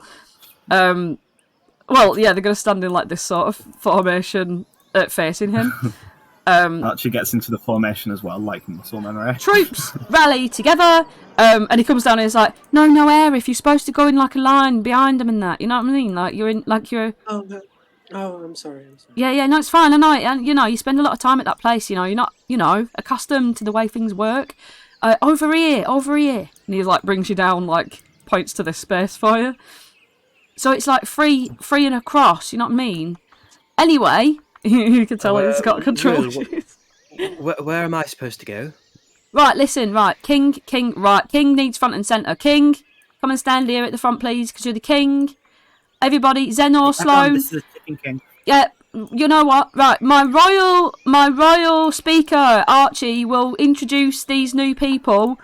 Now, I'm going to stand here on the corner of this stage, right, and I'm not judging you for definite. And he puts his, like, hand to his chin like he is. Alright, well, I'll get up on the stage.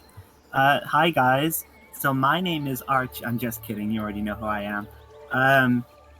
Oh, Bobby, your mustache is coming along pretty nicely. Sloan. Oh, thanks.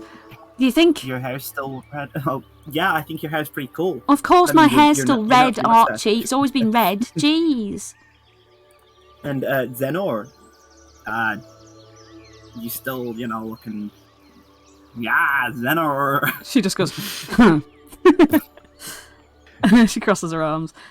Right, are you going to introduce people? What? No, hang on. Right. You introduce yourself, Archie, because some people here might not know who you are because you've been gone for so long. And then, right, and then everyone can come up on the stage and introduce themselves. How about that? Okay, sure. I could definitely introduce myself. I'm out. Okay, sorry. I didn't realise there was a structure to this. Holland, what's going on?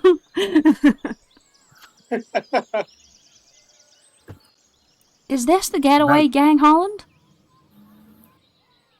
Probably. I mean, I who else could it be? I don't know, just look like a bunch of kids to me.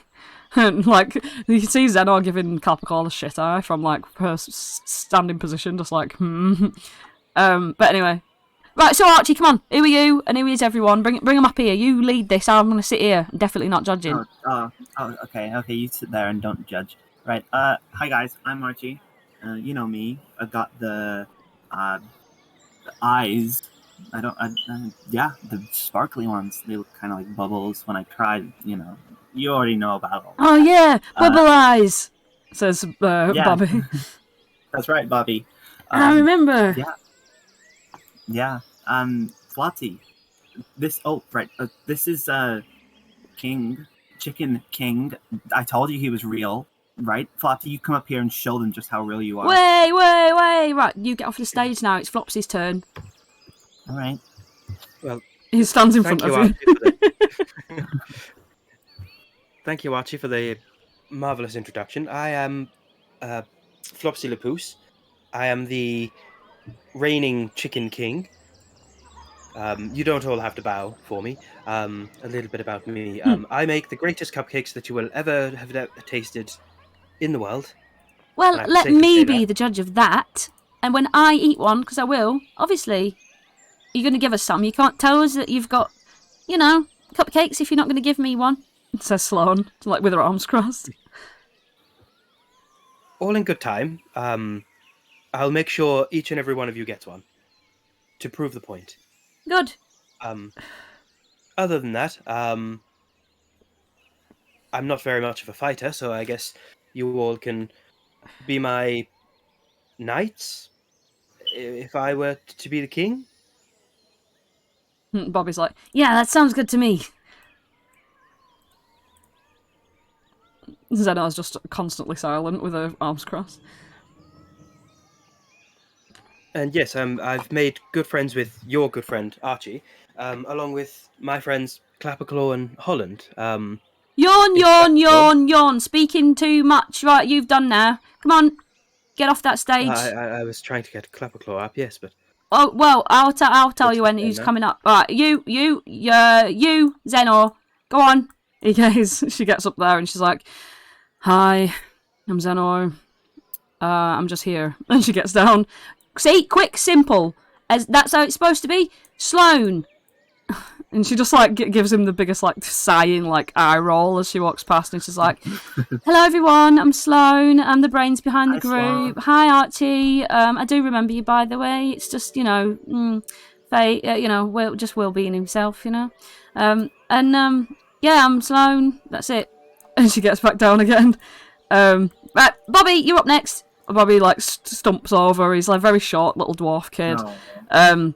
He goes, I'm Bobby, and I've just grown this today. I mean, maybe the past, couple of weeks or something. I don't know. He's, feeling his chin as he's saying it. He's not looking anyone in the eyes. I feel like it's coming along. I don't know about anyone else, but it is. That's me. And, next, we've got you little scarecrow kid. Oh, me? Oh, all right, okay. He gets up there. His little feet go hollow clapping on the wooden boards as he turns around, and he's like, well, my name's Clapperclaw, and am I Archie? Can I tell him I'm a child? Yeah, you can. I'm a kid. And I used to be a kid, I think. Well, this is my body, and I have these claws, and I can hit people with them, and I like ham. If you got any ham, that'd be great. Or sweets, or anything else. And he's trailing off. He looks at Holland, and he's like, and Holland's my best friend, and yeah. And Will's just pushing him off the stage. Now it's your turn. Come on, muscles. I'm Holland. Yeah, come on, muscles. Get on this stage. Come on. Oh, but that might be wasting your time. Those valuable seconds. No, we've got lots of time. Here to oh, tell me you've not been in the Feywild without telling me. Right, do you know the rules about the Feywild? I do. Well, there's time, right? And sometimes time's longer and sometimes time's short. And Mm-hmm. If I want you up on this stage, you're going to be up on that stage for however long I want you to be up on that stage for. And he gives this really big smile, like really cocky, and like his head tilts to the side.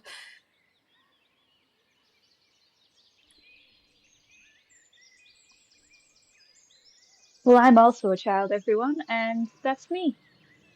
And Holland just crosses his arms and gives him the same look back. Well. Looks like our plan's not going to work very well if people don't listen. And he's going to go over to Aerith and he's like, Aerith! Oh, I'm listening. I'm not doing. Well, looks like we can count on you. And he goes over to Aerith. Yes, well. Do you want to get up on the stage, or are you going to, Oh, yes, must make an impression on the children. She snaps her fingers and straight up teleports onto the stage.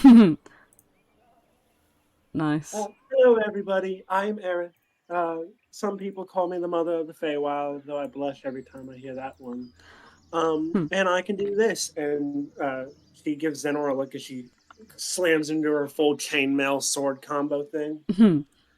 I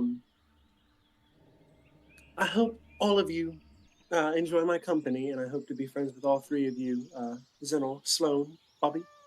They all just And sort Will. of sat there nodding. Yeah, and Will. Well, she's already friends with me, though, isn't she?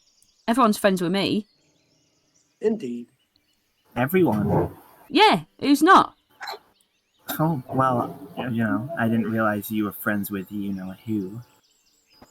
Nah, not people like that. I mean, anyone who's friends with me, She's just an of course. ugly, horrible old hag. Well, fair enough then.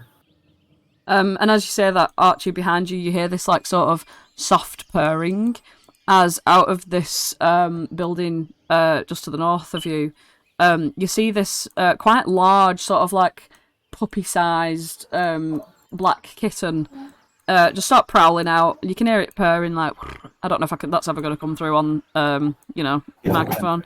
But yeah, and she starts just like coming over. Sorry, he starts just coming over, having a look and seeing who everyone is. And he's like, "Oh, Star, I've not seen you in ages!" And he just jumps down and like wraps his arms around her and he'll start scruffling her head and stuff like that. And you see that as she's getting scruffled, these two long sort of like tentacles pop out of her back and start like dancing around a little bit. This is a Displacer Beast kitten.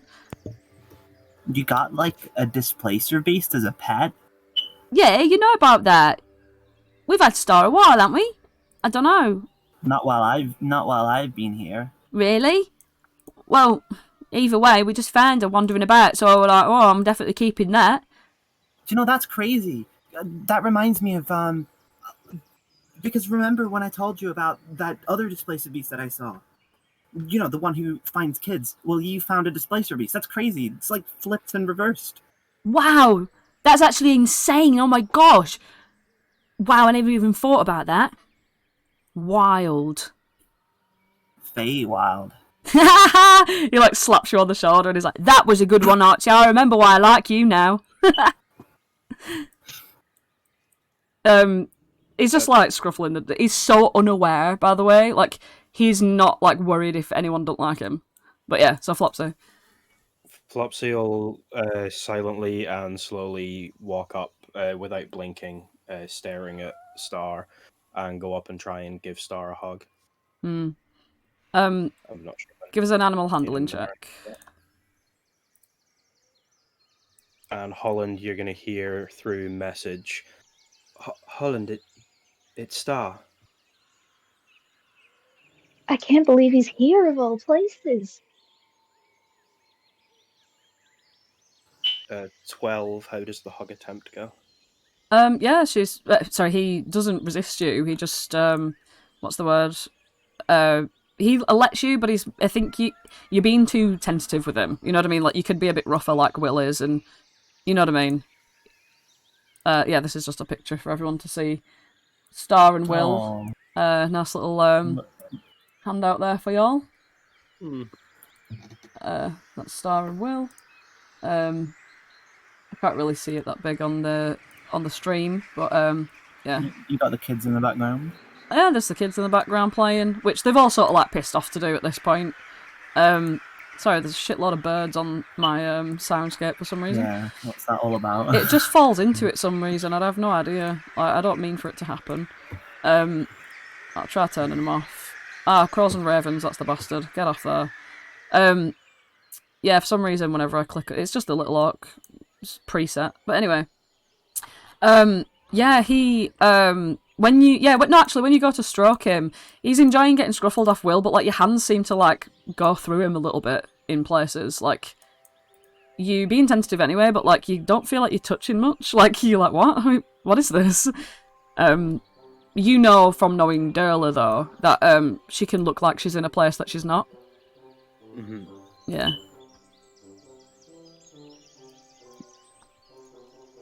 Can I cast Speak with Animals? Absolutely. Yeah. Let me just roll my wild magic before I forget, so I forgot to do it before. Cute. Cheeky. Cheeky. Star? How the hell did you end up here? He looks over at you and he's like, Do I recognise you? Yeah, I'm probably a bit taller than when you last saw me, but like, I was about this tall, and I looked kind of the same, but my ears were about this long. Yeah, And you look like who Yeah.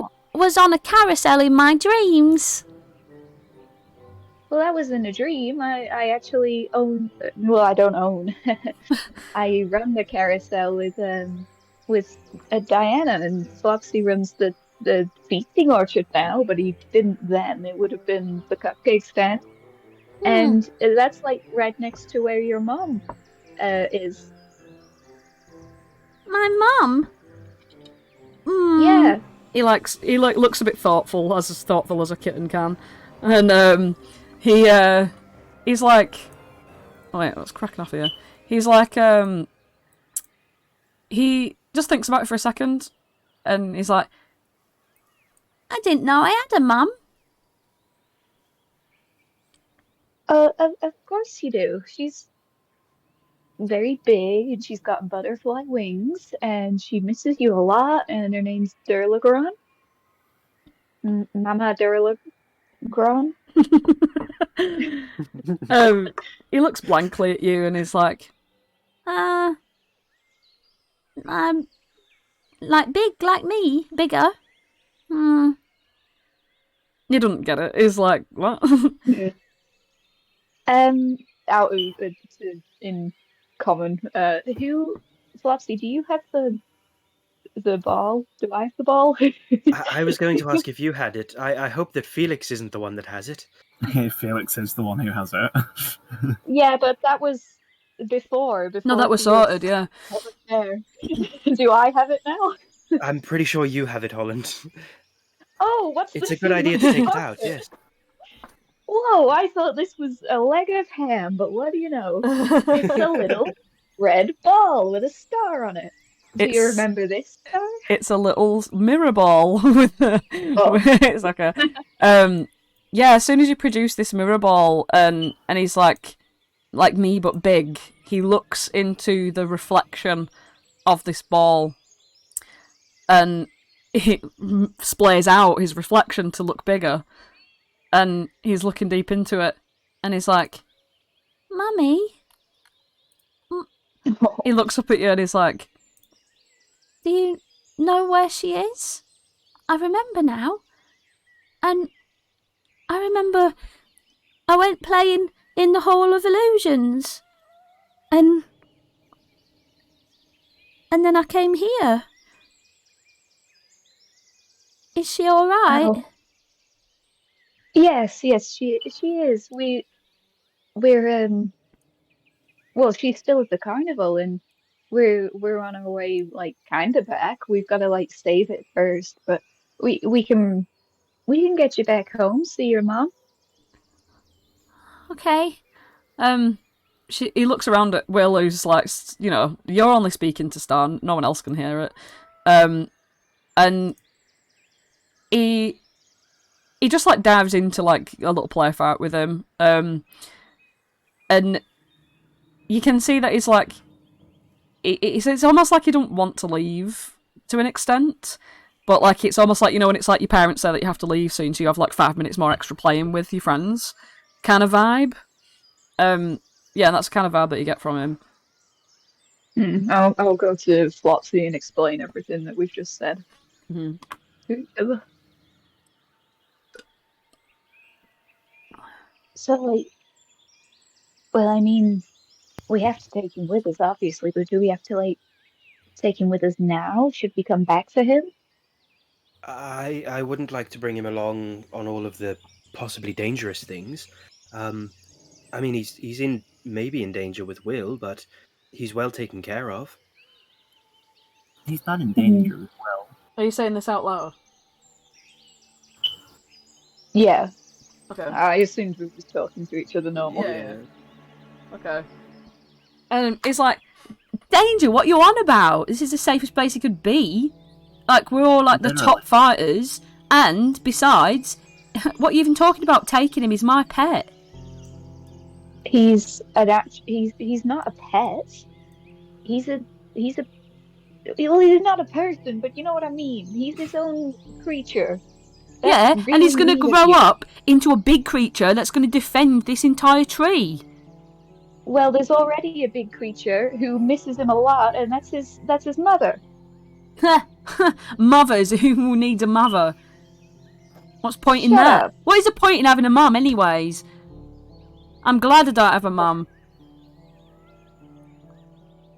Well, he has a mom, and she misses him a lot, and he seems to miss her too. So when we deal with all of this stuff, then we're gonna come back for him, and we're gonna take him home.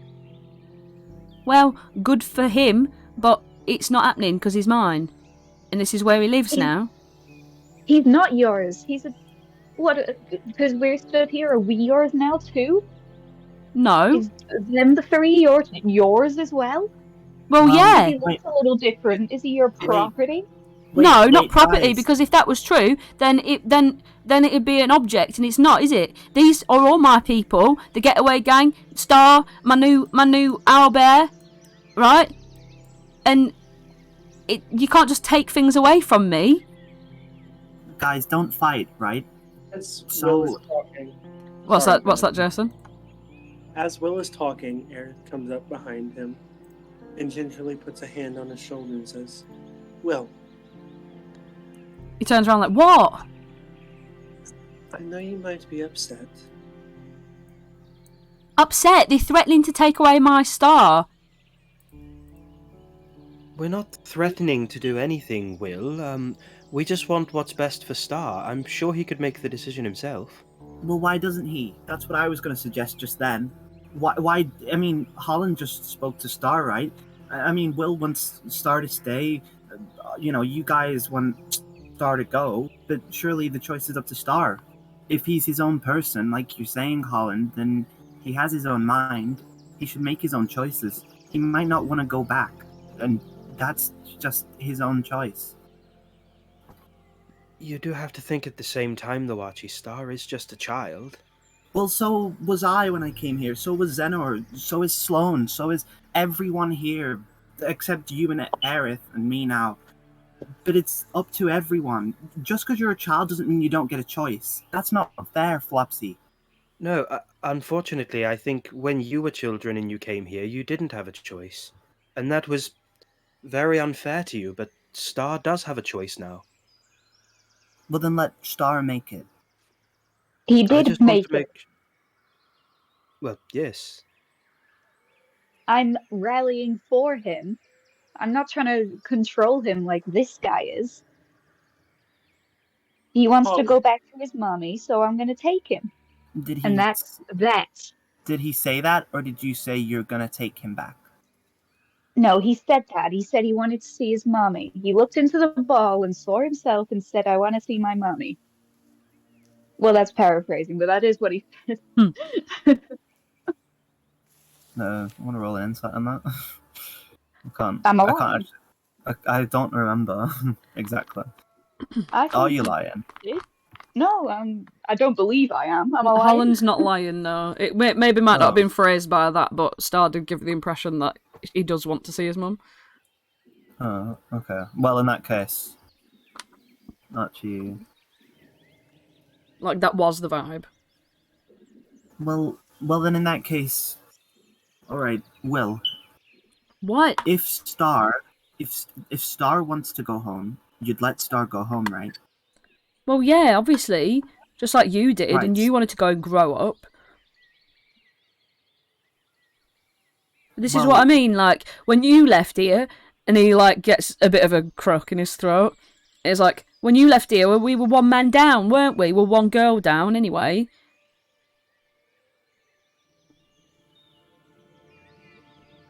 You miss Archie, don't you, Will? He just, like, he's like, dark eyes, like, sort of cast to the side a little bit. And he's like, yeah, and she went off and spent all her time with that stupid dryad. Ooh, I love you, Vanellope. Vanellope is not stupid, all right? Yes, she is. Aerith holds up a finger to Archie and takes Will into her arms and hugs him. He, like, pushes against you, and he's like, ugh, gross, as if. That's disgusting, as if I want to hug off you. He, like, steps back, like, onto the stage.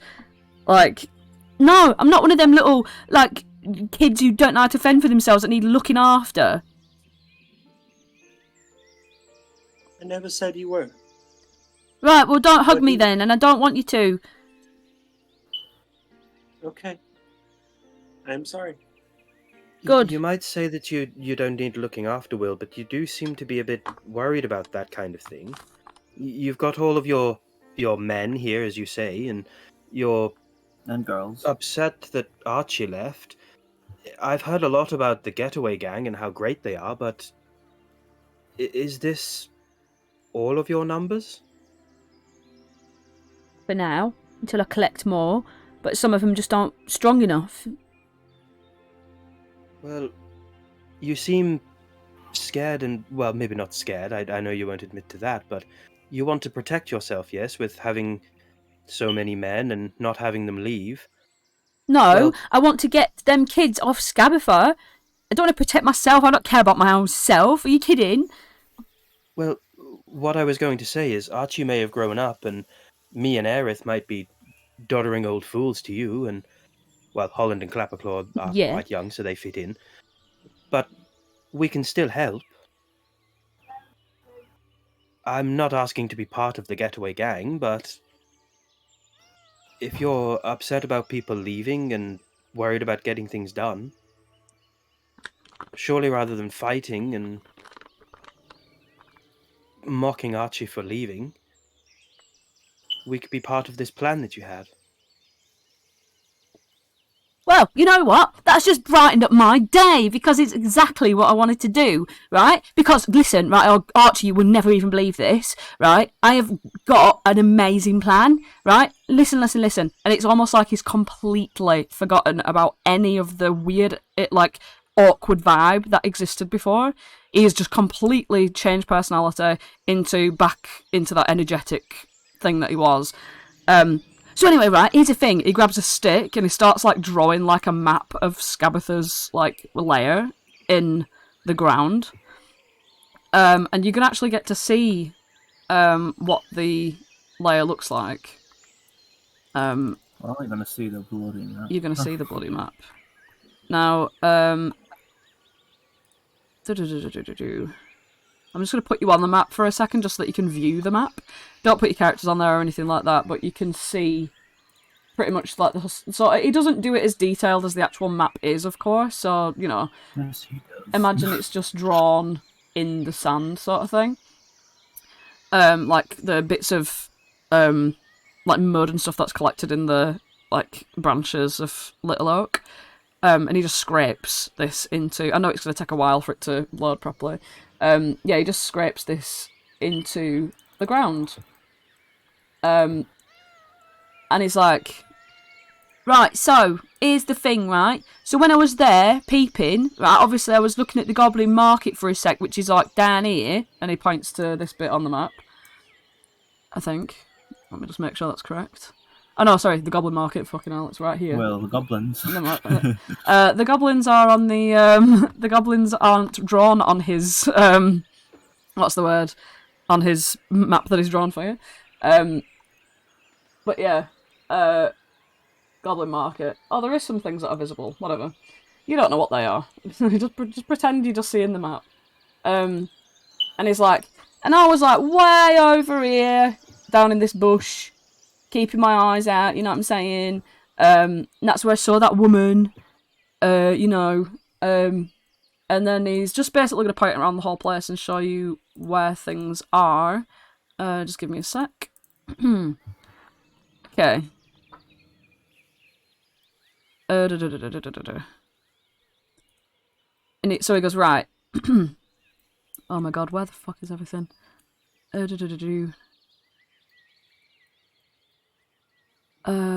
god, there's like 2 separate parts of the book that you've got to have open at the same time to be able to like know what the fuck's going on here. So just give me a second. You could just RP amongst yourselves though, but please don't include any NPCs. So, Clapper Clutch. Flop, as Will's drawing his map, Aerith goes over to Flopsy. And, Flopsy, can I pull you aside for one moment, please? Yeah, sure. I actually can't believe that worked, but Will seems quite distracted at the minute drawing. What did you want? It has to be quite stressful looking over them by yourself, doesn't it? Looking over them? Who do you mean? I just mean, you know, everybody looks at you as the dad of the group. Well, yes, I don't try to give that off, but I guess I am. As you say that, Aerith puts a hand on your shoulder and gives you a big smile. I just wanted you to know you don't have to do this alone. I am a mother by nature, and I'm willing to help take some of the burden off of your shoulders. Flopsy puts a paw on your shoulder as well. I'm very thankful for both you and Archie for the help you've given us along the way.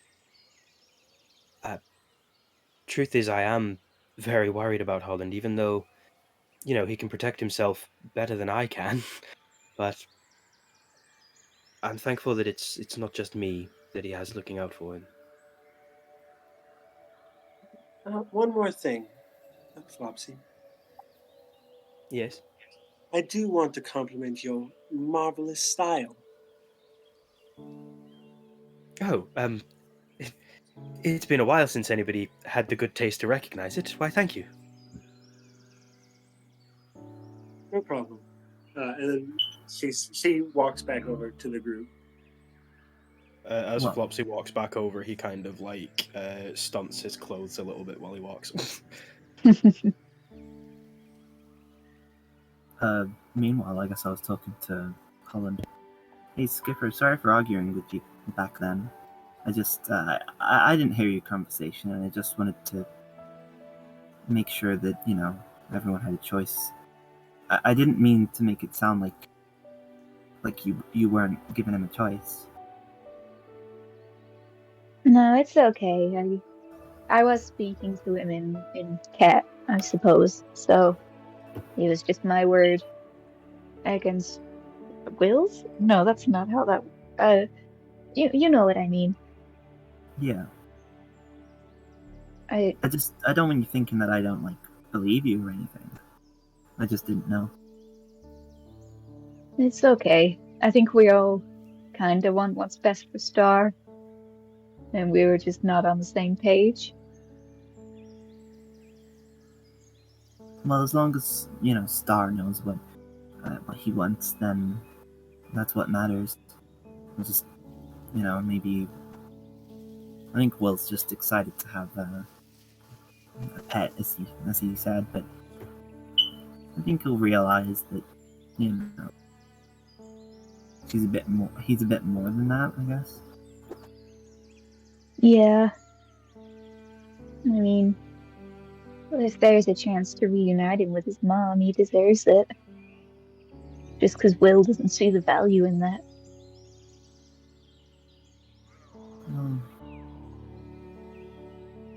So Will's like, right, so, as I found out, right, there's a squad of tin soldiers that are, like, defending the whole place, right, everywhere. But, right, they can be, like, lured by distractions, because whenever people were doing anything, they, like, go up to them and be like, oh, what's going on? So that's what I saw. And, yeah, and the kids, right, they're being held, like, in this workshop, right, and the workshop is, like, haunted by, like, boggles and that, and the workshop's here. He points to this area. And yeah, right, there's a thing, right, she's got, like, in a kitchen, she's got, like, cells in there as well. So, like, you know, watch out, because if you get caught, you probably end up in a kitchen, and that probably means she's going to eat you or something, I don't know. But anyway, right, so here's the plan, right? Bobby, Sloane, Jenna, and Star, because obviously Star's, like, you know, sneaky in that, they're going to creep up through the woods west, right, of the tree, and hide just outside where these screaming scarecrows are. And he points to this sort of, like, patch over here. Bear in mind, I've got to, like, show the stream as well, so give me a second. Points over here, to this area. So that's where they're going to be. And meanwhile, I'm going to sneak around to the entrance to the kitchen, right? And the kitchen is, it's, where is it? It's it's here, I think. Where's the kitchen? I've lost it already. Yeah, that's exactly the place right there. That's the kitchen. So I'll sneak in there, and then you guys will be a distraction, right? So you can go to the goblin market with all the sweets in there, right? Clap goes like, oh, sweets. And you've got to, like, pretend that you're travellers or something, buy some sweets. Maybe you can, like, say, oh, can we have a meeting with the hag, with Scabifer? Because, you know, and then Clapclaw shudders. And then, well, you'll just have a meeting, right? And maybe you could be like, ooh, we've got some new sweets from afar or something. I don't know, whatever your plan is, right? And then whilst you're meeting with her, then Bobby, Sloane, and Zeno can be like making some noise, and the scarecrows will be like, wah! And then the tin soldiers will be like, whoa, what's going on over there? And then they'll piss off to the garden, and then we'll get everybody out of the workshop, and then I'll go into the textile mill and get the captives out of there, and then once they're free, we'll all piss off back to Little Oak. How about that?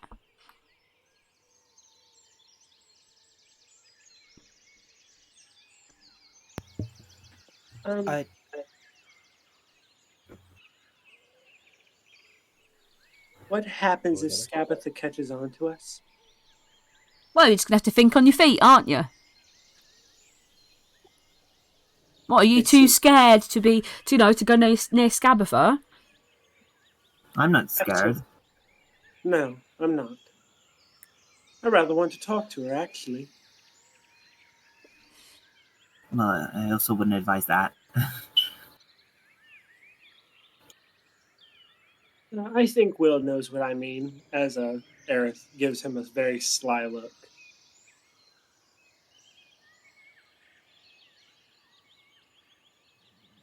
What did you say? You want to give her a talk? Yeah. And I say that I think Will knows what I mean, as I give him a very sly look. Well, all I'm saying is that, like, she knows who I am now, so she's like, you've probably seen all the posters around the place with my face on. And he does, like, a little, like, face to smile at that. Oh, don't worry, Will. They don't do you justice. I bet they don't either. No, but anyway, so, yeah, if you want to try and, like, beat her up, then good luck to you. But I've already tried that, and I'm not so bothered anyway. I just want to get the kids out. I have a question about the plan. I think it is rather good, and I want to get all the kids out as well, but if Zeno, Sloane, and Bobby are distracting the Tin Men, I don't quite know who they are, but if they're distracting them and we're distracting the hag, are you the only person that's going in to free the children? Well, yeah, obviously. Now, I know you're very confident, Will, but do you not think you could use a hand? That's rather the most important part of the plan. Are you you kidding? I literally could do it with my eyes closed. And the reason why I can't is because I ain't got enough, like, you know, distractions in that. You can only have, like, 2 groups of people. Well, if we've got 1 group of people, because obviously, you know, we're dwindling in numbers. But, like, you know, send them over to the scarecrows, send you lot off to the goblin market, 1 on each side, and then the hero can step in.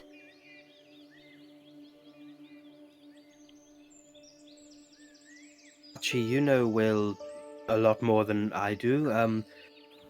Do you think he's capable of taking that part all on his own? I think he's brave enough to do. But it is dangerous, Will. You sure you don't want, like, you know, more help than just that? But it won't be dangerous, will it, if you're keeping Scabatha busy? Clapperclaw's just going to hold Holland's hand during all this entire conversation. You just feel this hard claw, like, bump up against your hand.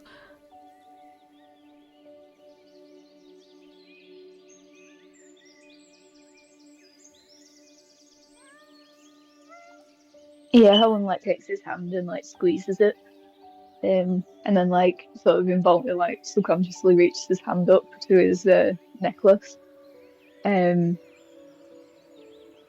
then like turns back to the group. I know from the unicorns back home that chances are my creativity's in that tree as well. So I'm gonna need some opportunity in that plant to go find it. Yeah, and she does have my love. Your Not because I love her or anything. Just like she took it. You know, I didn't give it to her. Your creativity was stolen, and your love. Yeah, it was kind of mean. No, I can't do any like dancing or singing or anything like that. And Scabatha's the one to blame. Yeah. That too? So the unicorns say back home. Not the one we just met. Although she was nice, but she didn't seem as wise as my unicorns. But you know. I see. Well, I'm all for the plan. Clapperclaw like says to Holland, he's like, Do we really have to go back in there? I don't want to see her. Oh yeah. Would you rather stay here? Oh, if that's You all could look right. after Star. Well, didn't Will say that Star is in the plan? Oh, I didn't listen to him that much. Well, he doesn't seem much worth listening to. You just do what makes you happiest. All right. Well, what if I just wanted to stay here with Star and play on the tree for a bit? Then that's what you'll do. All right. Well, what if you need me to smack something and I'm not there to smack it for you and it gets you? It won't get me. Nothing's gonna get me. We're gonna be right back with you before you even know it. All right. Well, I'm okay. I'm gonna trust you because you're my big brother Prince, and that's what we're gonna. That's who we are, you know. And I'm not doing it because I'm frightened or anything. And that's, you know, I can still be brave if I'm scared, right? Well, that's when you're most brave. Well, I can be scared in this tree, and yeah. he's just gonna like look a little bit ashamed of himself, but yeah. Flopsy, what were you gonna say?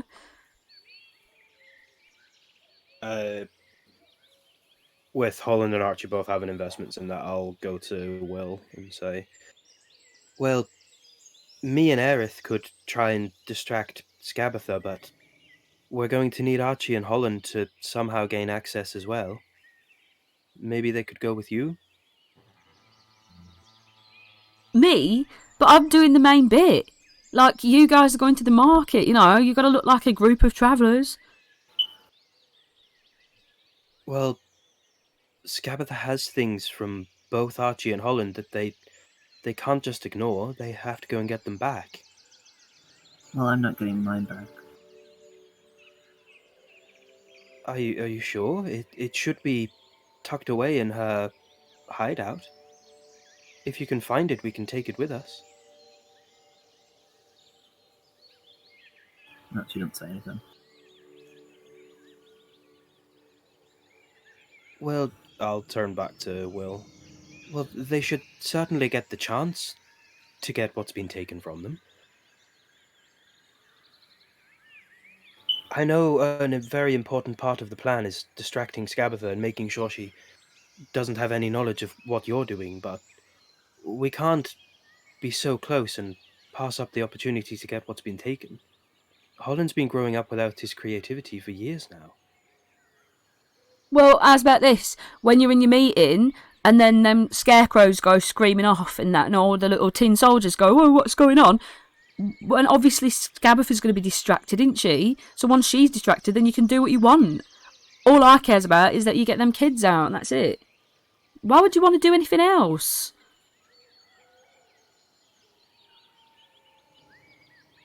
Will, imagine if you couldn't think of your ideas. You wouldn't be you.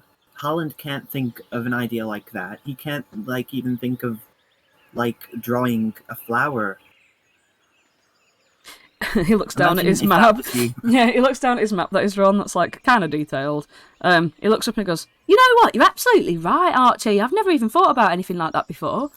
Wow, imagine that if he couldn't even draw. That's wild." Exactly. That's an excellent idea, Archie. Imagine if you couldn't come up with them ideas. Wow. Exactly. He, jumps over to Holland and is like, "Sorry, I was, being mean to you and that earlier, but, I didn't know that you couldn't think of ideas."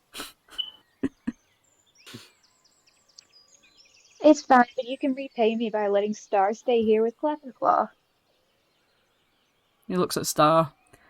"Oh, but she's, one of my best." Well, that's because you've never had me on your team before. You know what? That's actually... Oh, you know what? Yes, you are on my team. That's right. And he's going to, put his hand out to shake yours really strongly. And he's like, "All right, then, fine. The young ones can stay here." And Star's just, playing and jumping around. Oops, yep, she's jumping wide. She's playing and jumping around all over the place. And Clapperclaw's going to, sit on this bench and start, stroking her and stuff. Well, that settles it then. This is our troop. This is our tribe. This is our army against Scabatha! He, shouts it really loud and annoyingly. The other three just sort of, they know what's going on. You could see Bobby's literally already, gone over to this, room and he's, suiting up in, different, large pieces of armour that don't fit him. Sloane's, rooting around for some, sort of arrows and stuff like that. Archie, not that you know that they use them much, you know that they try and get by on the skin of the teeth sort of thing, but they're suiting up anyway. Xenor's literally just going to go and sit over here and take a handful of peanuts out of a bowl and chew them, and do nothing else. So that's it. We're all ready then, aren't we? That's the plan.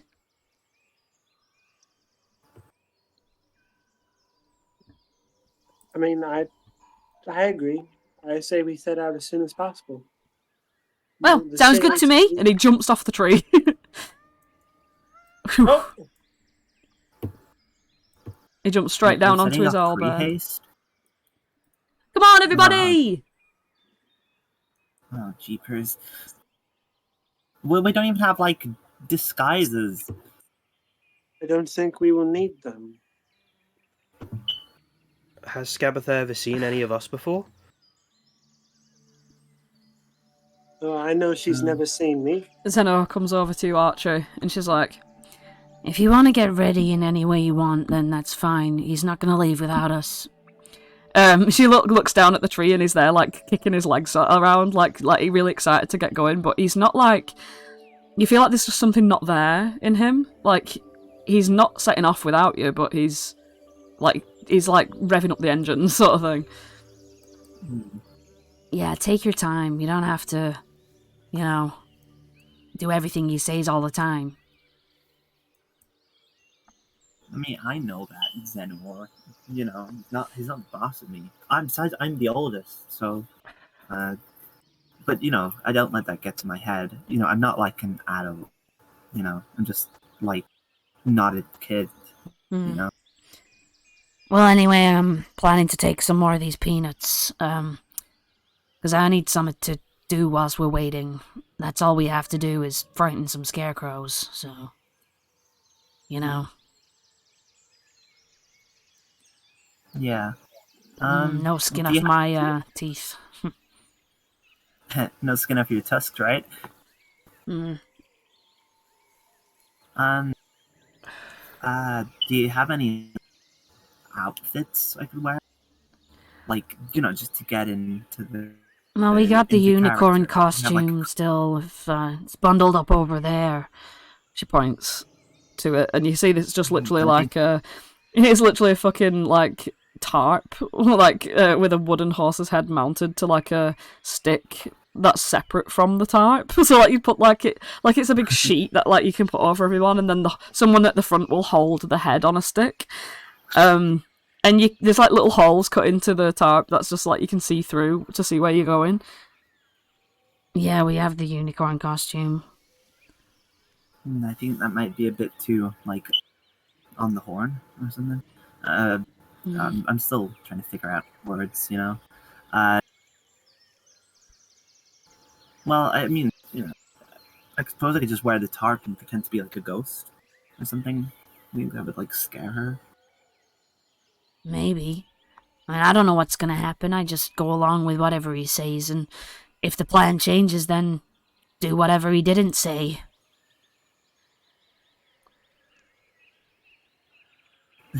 Yeah. You know what would come in handy? She's just gonna go into the sort of like room and grab out this oil can, and you recognise it as Squirt. Yeah, we could squirt out some oil on the ground and make people slip over if needs be. If we get chased. Oh yeah. Do you want to hold on to that, or should I? Because we'll be in different groups. It sort Only of help one like of us. bounces happily towards you anyway, like do do do do do. Nope. Guess it's children me. Yeah, you can have him.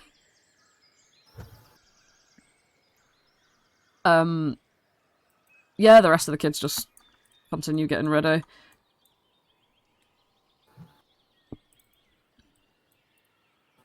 Perhaps we should take a small rest. Catch our breath before heading out. I think if we had some sort of an idea of what we were going to do to distract Scabatha, that might help us out. You have a plan of speaking to her, Aerith, but it sounds as if you're alluding to something other than speaking with her. As you say that, Aerith purposefully walks away from Archie, not making it super obvious. Puts a hand on Flopsy's shoulder there, and says, "You'll have my back no matter what, right?" Well, we all have each other's back, but I just want to make sure you're not going to do something hasty that would get any of us in danger. Only if absolutely necessary. But this woman has hurt Clapperclaw, countless children, stole creativity and love from Archie. I cannot forgive that. The mother in me cannot let this go unpunished. We don't need to forgive her at any cause, but we are going to get all of those things back. We just can't go wasting it by doing hasty things and getting more danger wrapped around us. You said I don't have to do this alone, and I want to believe that. I want to believe that I don't have to protect Archie and Holland from what you might end up causing.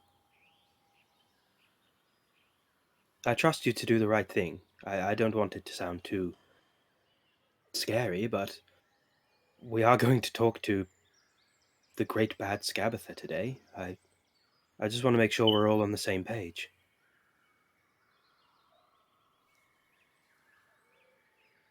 Aerith nods and doesn't say anything.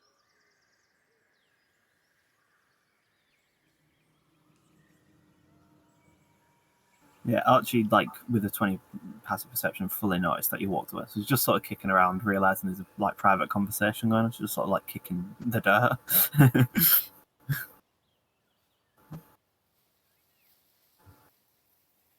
Is Holland doing anything to get ready?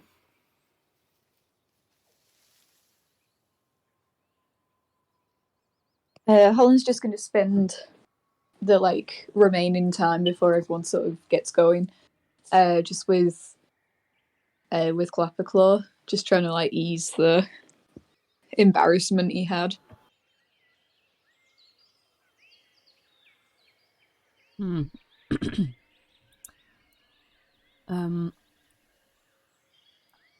Sorry, say that again. I'm reading 5,000 things. It's alright, we don't have to RP for it. I'm just saying, like, he's just going to spend some time with Clapperclaw. Oh, right, nice. That's all.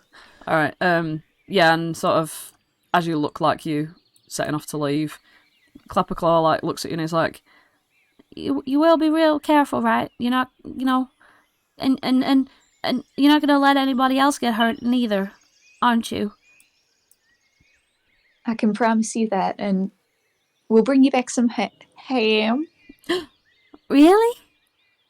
Like As much as we carry. the ham from the story? The nicest ham we can get our hands on. Oh, Holland, honestly, I don't know why.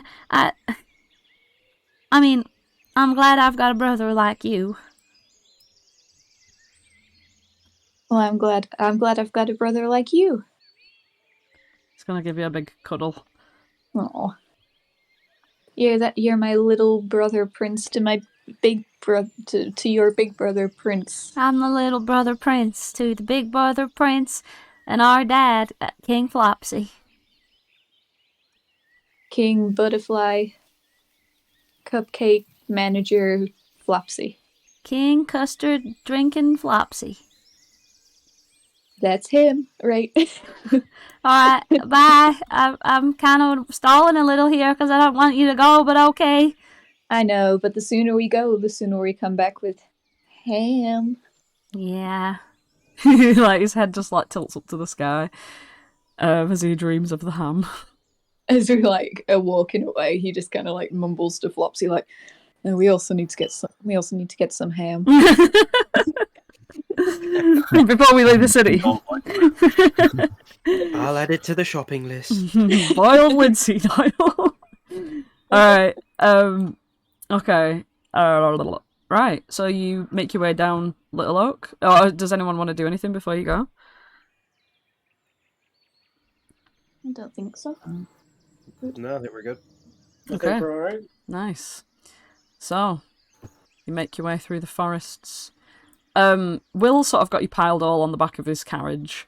And he's just so excited to, like, he keeps repeating the plan to you all to make sure you know it inside out. Zenor is just sort of chewing on her peanuts, and Bobby and Sloan are just having a little quiet conversation about how they're going to scare the scarecrows when they need to make the distraction. And yeah, like, you're trundling along through the forest. It seems like it's quite a while as well. Like, it seems like you've been going on for a long, long time. The absence of Clapperclaw is quite stark. Like, you can feel this lack of him on the carriage as it goes. And that being replaced by Will's cocky attitude is also really sort of, you know, it really brings that out, the lack of Clapperclaw. But nonetheless, he pulls up in some trees, and he's like, well, I'm not going to, like, park directly next to where she lives, am I? But you are essentially close by to Loomlurch. Now, right, now, here's the thing. This place is so much bigger and more complicated than Bavlona's house. So I'm just gonna say that, like, even though we've been really good with flow recently and the RP and stuff like that, I'm gonna need a bit of like patience with my talking because there's a lot of stuff here. Like, there's a lot. So yeah, you put yourselves at the bottom. Yeah, where Holland is. Each square is 10 feet. Yeah, so that's why you're so small. So you can see just how large this place is.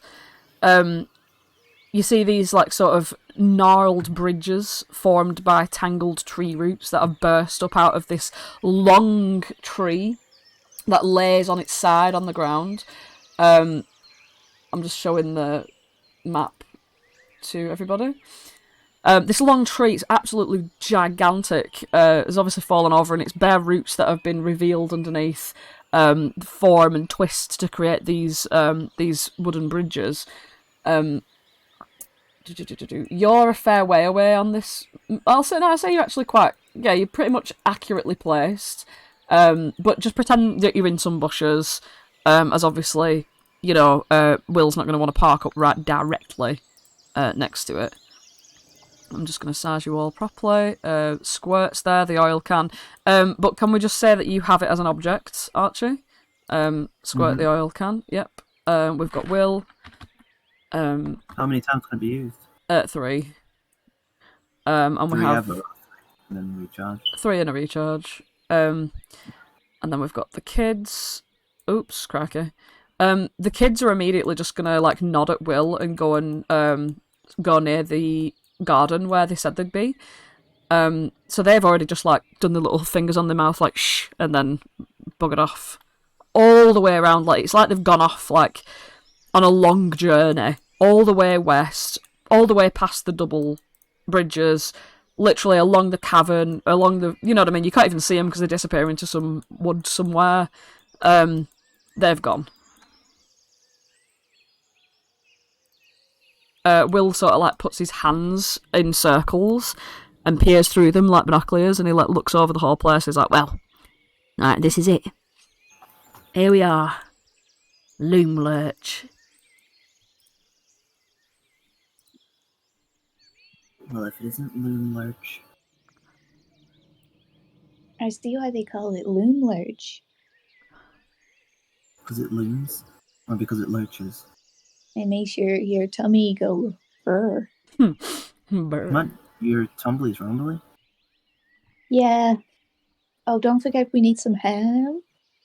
Oh, and we do have some official flavor text. The forest is at its darkest here.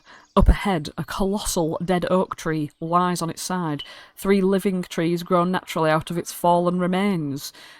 Their shapes resemble towers, with candlelit windows twinkling in the gloom, and wooden balconies encircling gnarled branches. On one side of the fallen tree, firelight spills from a pair of quaint storefront windows, illuminating a clearing filled with merchant stalls. And that's what you see from the vantage point.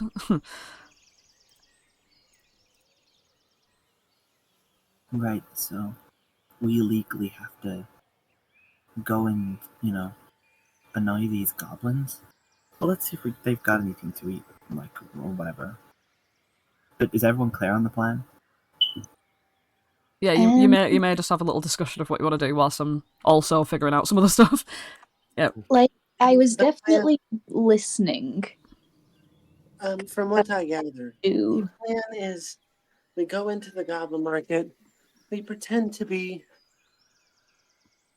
adventurers looking with brand new sweets, and then ask for an audience with Scabatha, with which we'll give Will and the others the time to do what they have to do. And then we find time for Holland and Archie to go find their creativity and their love. And Aerith Archie Holland's creativity. Do you really not think you're gonna get your love back? Well, I know it's there. I just, Why do you not want it? Because it's the only thing keeping Vanellope alive.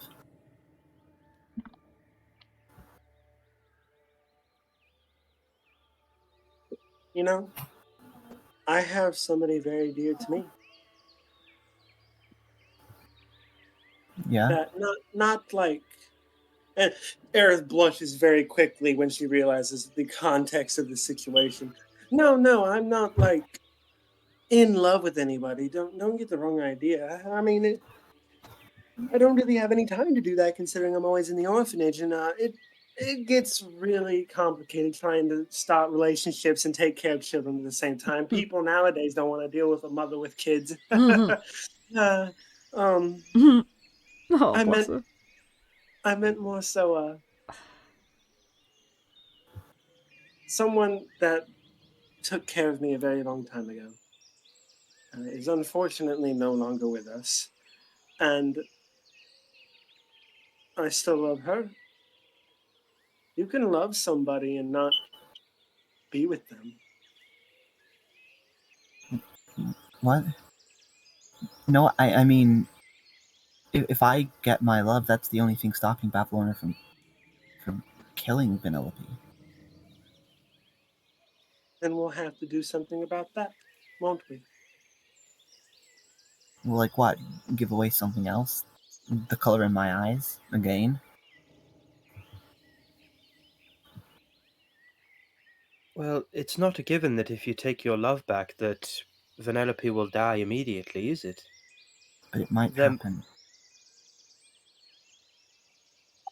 Aerith goes Which- up and hugs Archie. You deserve Archie. to be happy. Well, yeah, but you can't just like throw people into like a burning fire if it makes you happy. It's not nice. That's not what this is at all. Sorry, I don't think you should like have to give up like your love of everything just because like she's like so mean and is like, oh, I gave away your love. Like, I think she owes you so much that she can manage on her own for a little bit while you get your love back.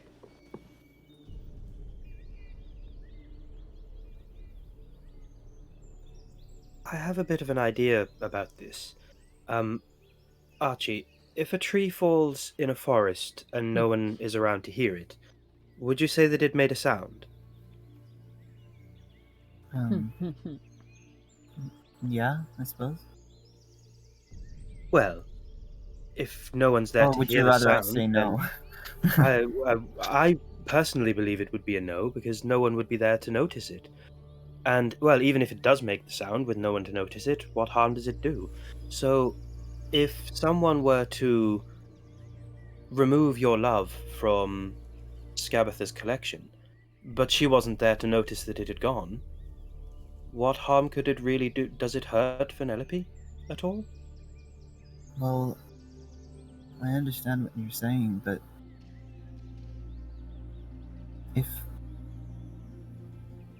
if a tree fell to the floor and no one was there to hear it, that tree's still fallen. That is true, your love will still be taken, but Scabatha may not ever hear the sound. And if she does, She won't.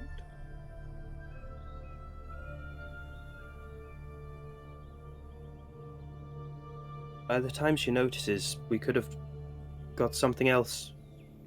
Well, maybe not we, it isn't really our problem, but Vanellope, as Holland said, could maybe fend for herself. We could give her time by having Scabatha not notice. But it is time that she stopped relying on you to defend her. She doesn't really deserve it from you.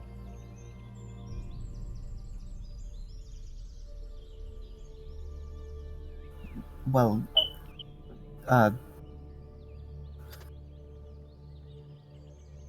Sometimes the most bravest thing to do is to let somebody go out on their own. Sometimes mothering means letting people make mistakes.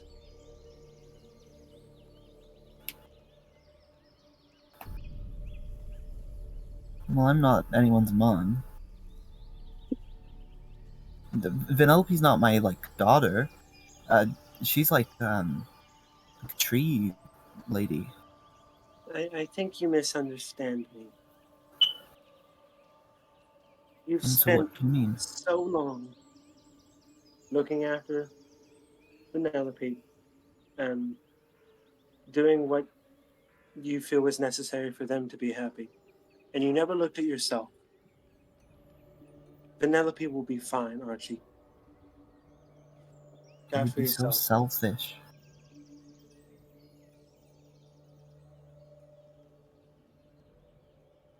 I don't think taking back your own possession is in any way selfish. Especially when it's your love, Archie.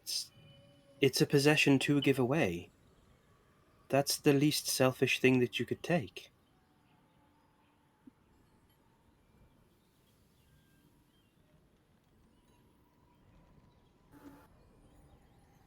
I think it will be a lot better in your hands and do a lot more positive in the future than what it's doing right now. I'm not saying to condemn Vanellope, just to make sure you take back what is rightfully yours. I agree with that. I also think you could do a lot more good to more than just one person if you had your love back.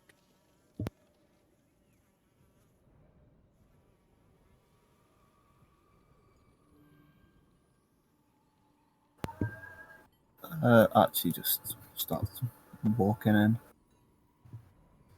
Alright, as soon as you start walking, Archie, Will looks over and he's like, well, ready to go.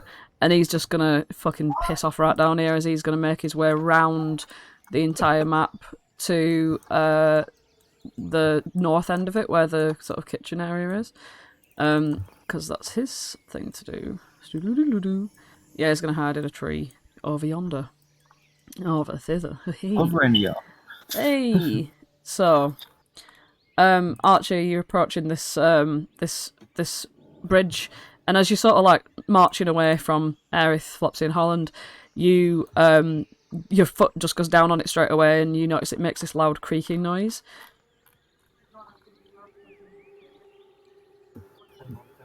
It makes a loud creaking noise. Everyone hears it because it's a creak. Yes, I am aware. I heard the creak when you stepped on it. It was not very hard to notice.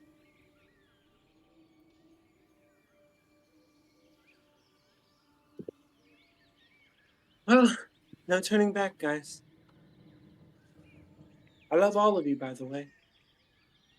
I've only known you a short time, but I do.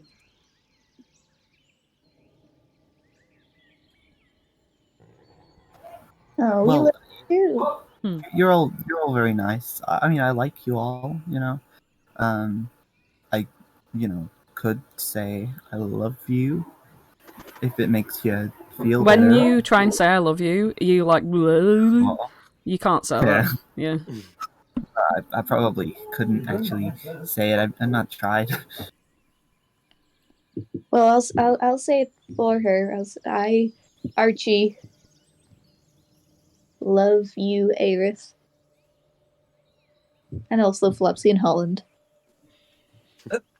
Does it come out? Wait, what's that, Jesse?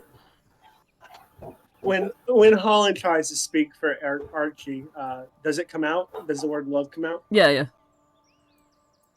And I, Aerith, graciously accept Archie's love. Well, I mean, I haven't even got it back. I can't give it away like that. I don't even, I don't think Holland meant it like that. Come on, let's just walk across this bridge. Oh, bless. So you creak your Well, way that's just along the bridge. There's more reason to get it back. Archie speeds up the walk. And you can see this market. There are 3 stalls that are selling candy. situated in this clearing and lit by windows carved into the giant fallen tree to one side of it. So you see this light shining out of the tree itself. And as you've descended down this bridge, you notice that through this clearing where the tree has fallen, the leaves and branches of the trees give way to a dark night sky. The two goblins are working in each stall. So they're all like, please don't fucking make me speak for all of these guys. But yeah, they're all working in the stalls. And you see that there is a goblin sort of like wandering around who seems to have like a giant toffee apple for a head. And he's just sort of like checking in on each one of them and stuff like that. The stall itself has been sort of just frequented by a few little, like, maybe an Eladrin or two or whatever, but no one of any importance whatsoever, just casually browsing the stuff around. But the people that are shopping there do look somewhat like adventurous sort of kind of people. They're not like, they're brave enough to be near Scabatha, but also they understand that there's a business here, so it's not like it's that brave to just be near fucking Scabatha's house, you know what I mean? Like, if you don't have, obviously, any nefarious intentions to try and kill her. So you enter the market, and again, you see on the sweet stalls, you see, like ant lollipops and all the stuff, like the jellied worms, the beetle candy, all that kind of stuff there. One of the goblins is like, "Hark ye! Candy for sale!" Oh, you did not just, did you? Archie, Hark selling ye! Candy! Archie? What sort of archaic phrase is that? And the other one's like, Jellied eels, jellied worms. and the other one's like, And lollipops. and they just like seem to be like saying whatever they've got, and this guy stands over like watching them, and he's like, "Yeah, you're doing real good, yeah." And then he just starts muttering to himself like, "Yeah, they are doing real good, aren't they? Real good indeed. Yeah, you guys do real good. Hark ye! Candy! And lollipops! Jellied worms! And he's They all like, sell the same thing. Don't forget he's like, You better not forget the beetle candy. and the other goblin's like, Oh, beetle candy! and they spread their arms out over the candies and stuff, and they like seem to be the special offers. Amongst everything else, you can see all sorts of shit. Like, there's so much bits and bats there. There's like marshmallows, there's lettuce, there's ham, there's bread, there's tomatoes, there's a bit of mayonnaise. There's also just little like bags of nuts, especially peanuts, that are there. Yeah, it's just a bunch of shit. If you imagine it at a food stall, it's probably there. Do you think they have any jellied ham?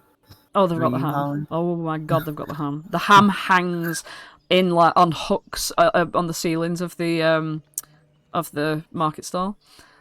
This guy comes up and is like, "Well, hello there. My name's Chucklehead, and this is the Goblin Market.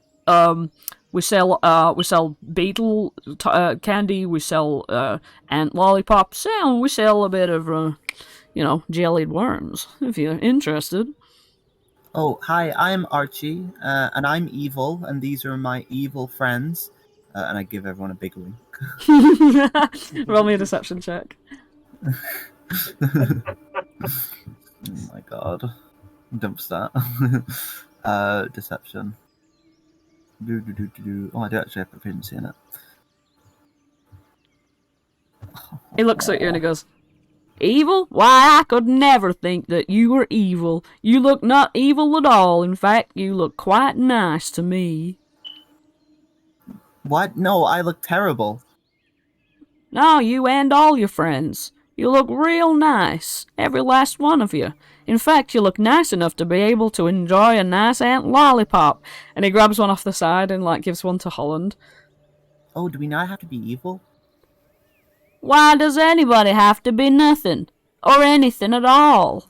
All I'll say to you is here is another lollipop right there for you. And he passes one to Archie. Oh, wow. Thank you. And Archie starts, like, licking on the lollipop. As soon as you lick the lollipop, one of the goblins in the stall, like, stands up on edge, like, with his eyes wide open, looks over at Chucklehead, and Chucklehead's, like, looks over at you, quite alarmed, that, like, where's the bits and bobs? You know what I mean?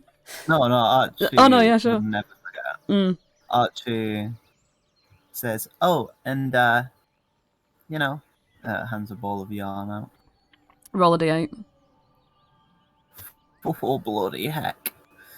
Oh, shit. It's only an 8. A natural 8. Oh my god.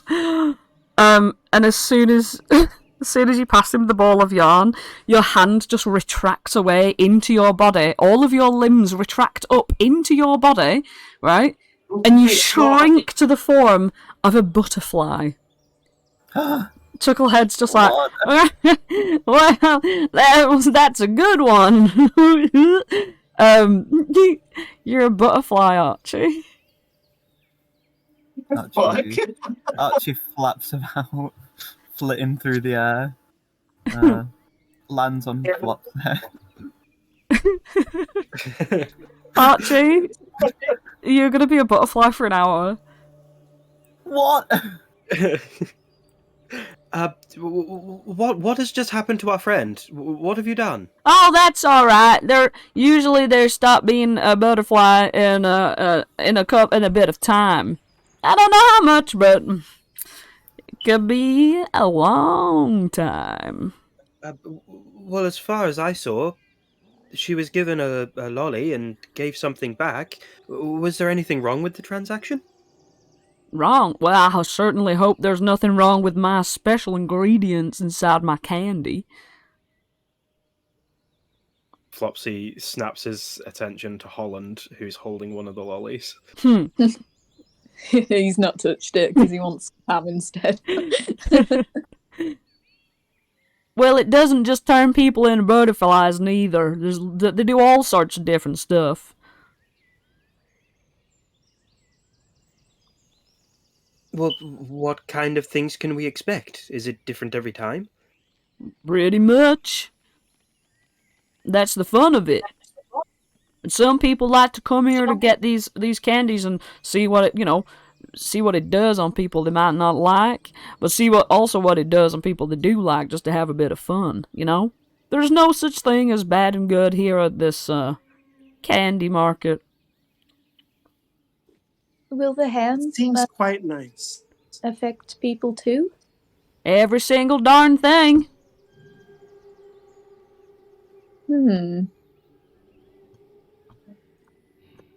Well, Mr. Chuckles, right? Chucklehead's the name. Chucklehead, yes. Well, boy, do I have a thing for you. And on the fly, Aerith comes over and wraps an arm around Flopsy.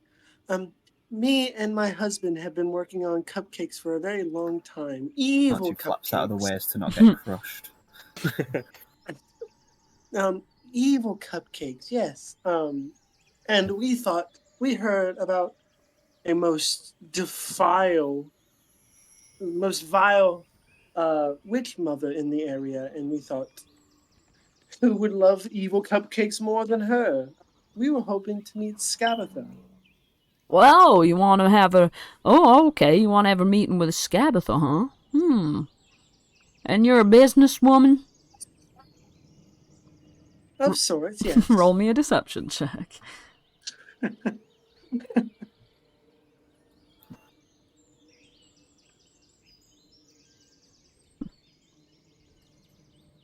Well, he just got a Nat One resulting in a 0. So, well, tell me all about your business, why don't you two? And he looks at the goblins and is like, let the bosses and managers have a conversation over here. And he like turns around and like waves his arm towards you to follow him, like sort of just closer to the windows of this place. yeah, so you two are over there. Holland, you sort of feel like you're standing on your own, but this butterfly sort of hovers around nearby you. Yeah, you. Can you still understand me, Archie? You are a butterfly, so no.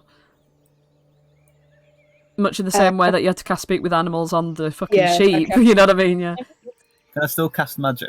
No, you're a butterfly. Oh, this is well shit. Yep, you are a butterfly. For an hour. Literally. Can you hear me now?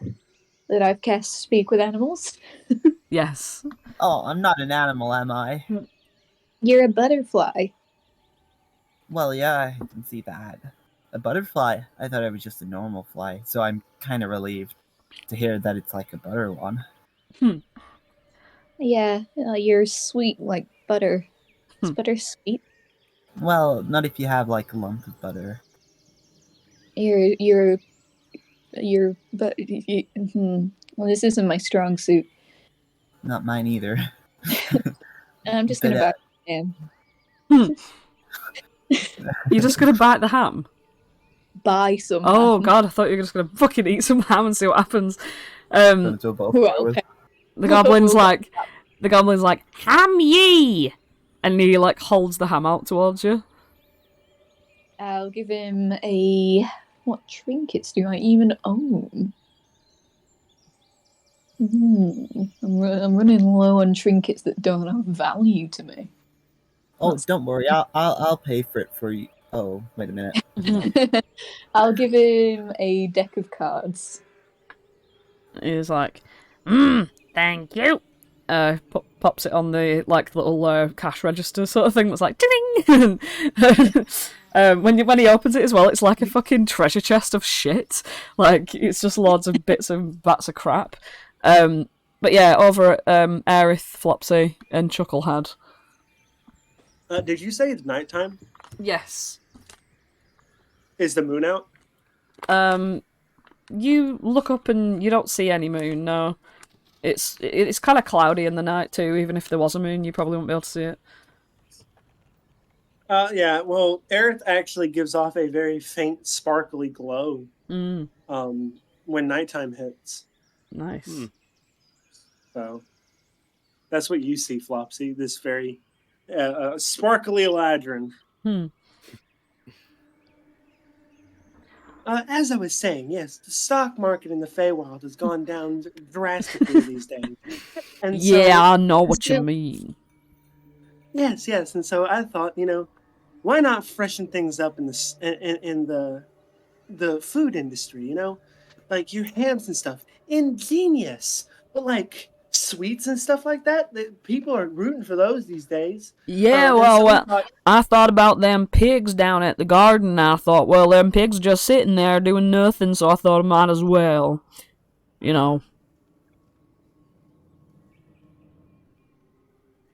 Yes, I agree. It was. Do you know when Scabatha will get here? I mean, why, Scabatha's already inside. And I'll tell you one, if you want to make an appointment with her, I could surely set that up for you. Yes, how long would that take? I don't know, I could go and ask her. Give me 1 second. And, he's just gonna go in to... Where the fuck? Oh, great stuff. He's got to walk all the way around. He's like, well, give me 1 minute. He walks all the way around to the front, and all the way through here. And you don't hear from him for a minute. Holland comes up. Yeah, as Holland comes over to Flopsy, and Aerith, the mum and dad of the group hear the butt end of Holland's stains to Archie. So if I just take a bite out of it now, then it won't affect Clapperclaw later because the magic will have already happened to me. I don't think it'd be a good idea. Hopefully, we don't go and see Scabatha immediately, because then Archie can maybe come out of this unfortunate predicament. You are a very cute butterfly, though. Well, Holland, I don't know what Aerith just said, but as a response to what you've just said, yeah, I don't think you should do that right. I don't think we should go to Scabatha's right now, like while I'm a butterfly. Even if I am a really cute one. You are a very pretty butterfly, but I mean, counterpoint, you can sneak into like so many places now. Oh yeah. Yeah, if there's like an open window, I suppose. But also, like, I could do that anyway. I've got like an invisibility coat. Well, the invisibility cloak didn't make you smaller. Well, I don't like the. Hey, hold on a second! She flies really high up. Archie's going to investigate. She comes back down. Oh, that was so cool! I love being high up. Archie did not go to investigate, she went to go be high up. Well, I don't know what Archie and Holland are talking about. Holland does seem to be staring at Archie for a bit.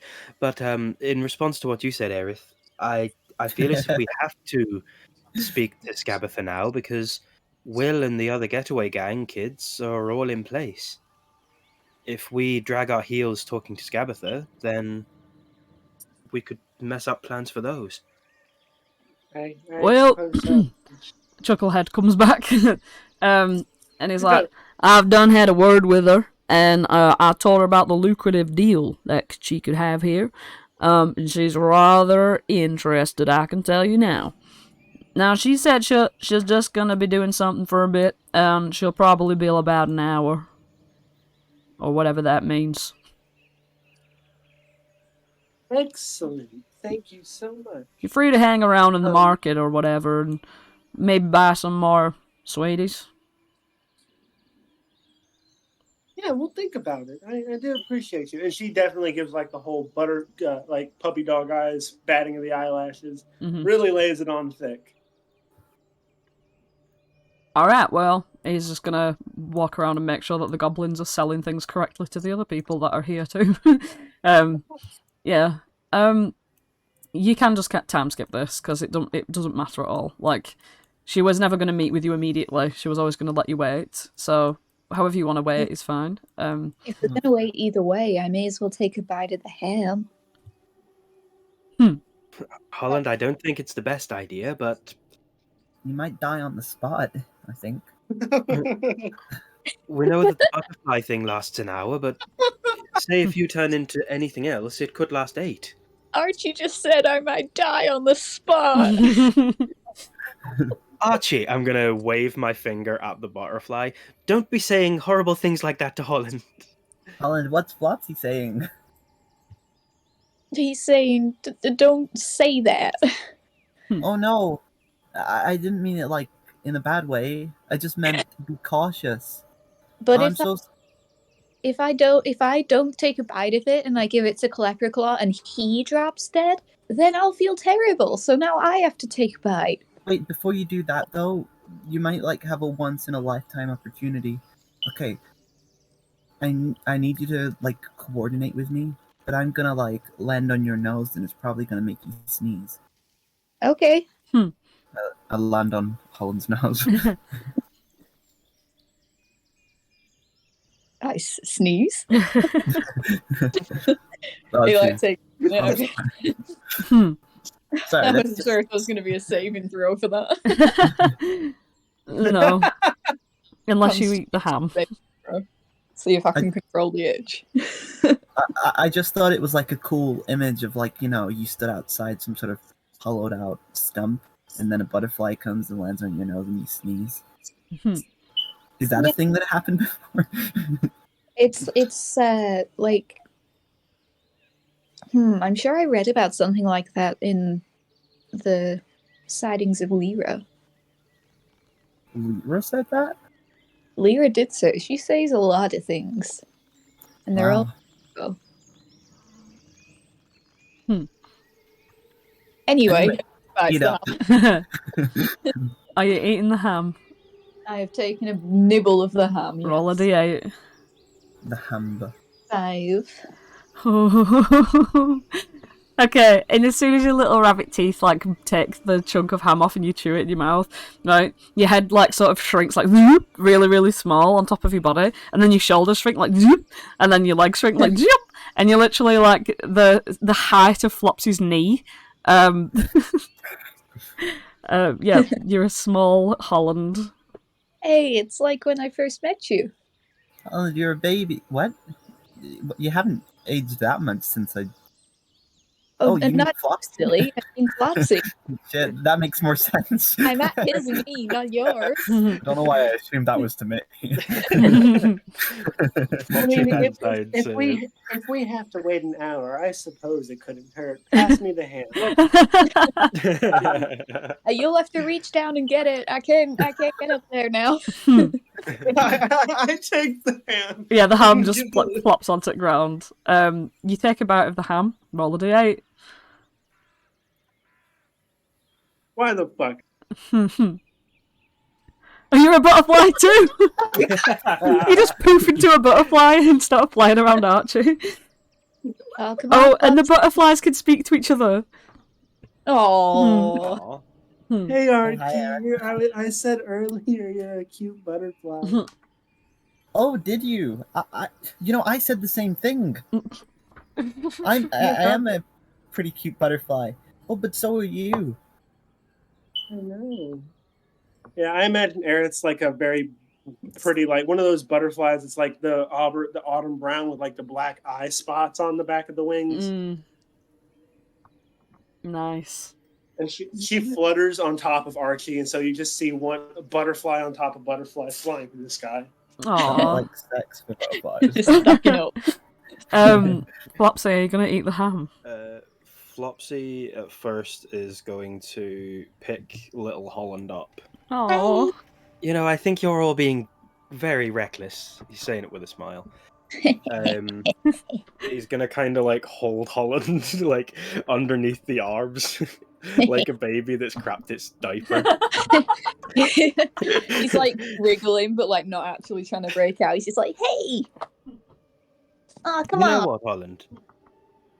You go around all this time recently, smacking things with maces and holding heavy shields, but you couldn't even pick it up if you tried now.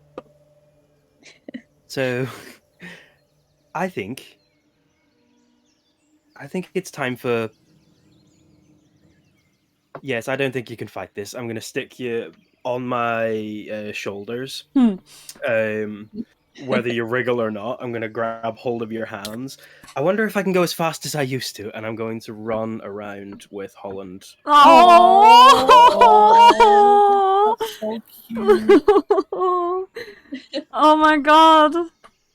I'll come back and plop him down, and then Hey, if you we can't need beat them, fan join art. them. Oh And yeah. I'm gonna take the ant lolly that hasn't been eaten yet. I'll take a look at that. Roll a d8 Does the slash come before the R or after the R? before. Thank you. It's not Reddit. I genuinely get that and Reddit always mixed up. Oh my God. god, this is so cute. Oh my god. Right, as soon as you put Holland down, suddenly from all the trees in the area, you see these little tiny spotlights appear in them, like from everywhere, from your entire sort of spread of vision. These tiny little dots of light start appearing in the far off distance and within the bushes, within the trees themselves, and you see them all moving around, sort of like growing, like glowing better and better as they come towards you. And you notice as they get closer that they've got this little fluttering sound, as they are fireflies getting drawn to you and forming this sort of like cloud around you, which spreads bright light in a 5-foot radius all around you. You're suddenly lit up. Wow.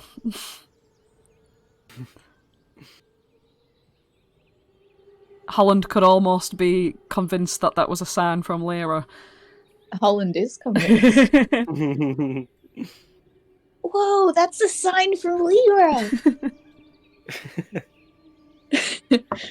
Because we were having fun, and then look, they've all come towards you, and it's like we're back at the carnival with with the big lights. And, oh, everyone look at Flopsy because he's cool.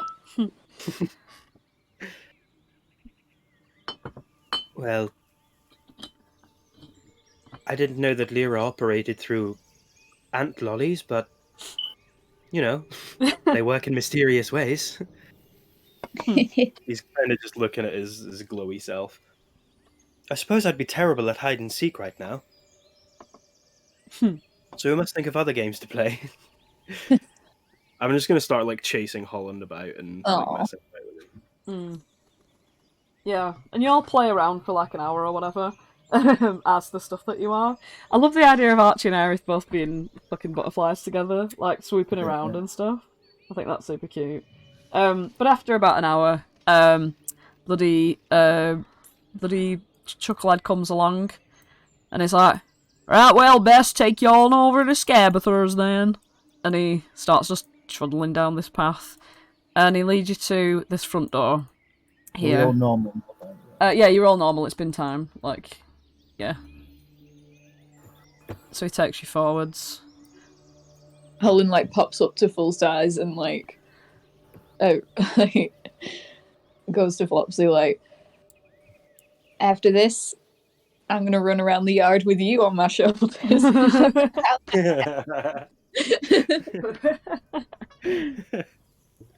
imagine Aerith shoots Archie a smile as they are now butterfly sisters.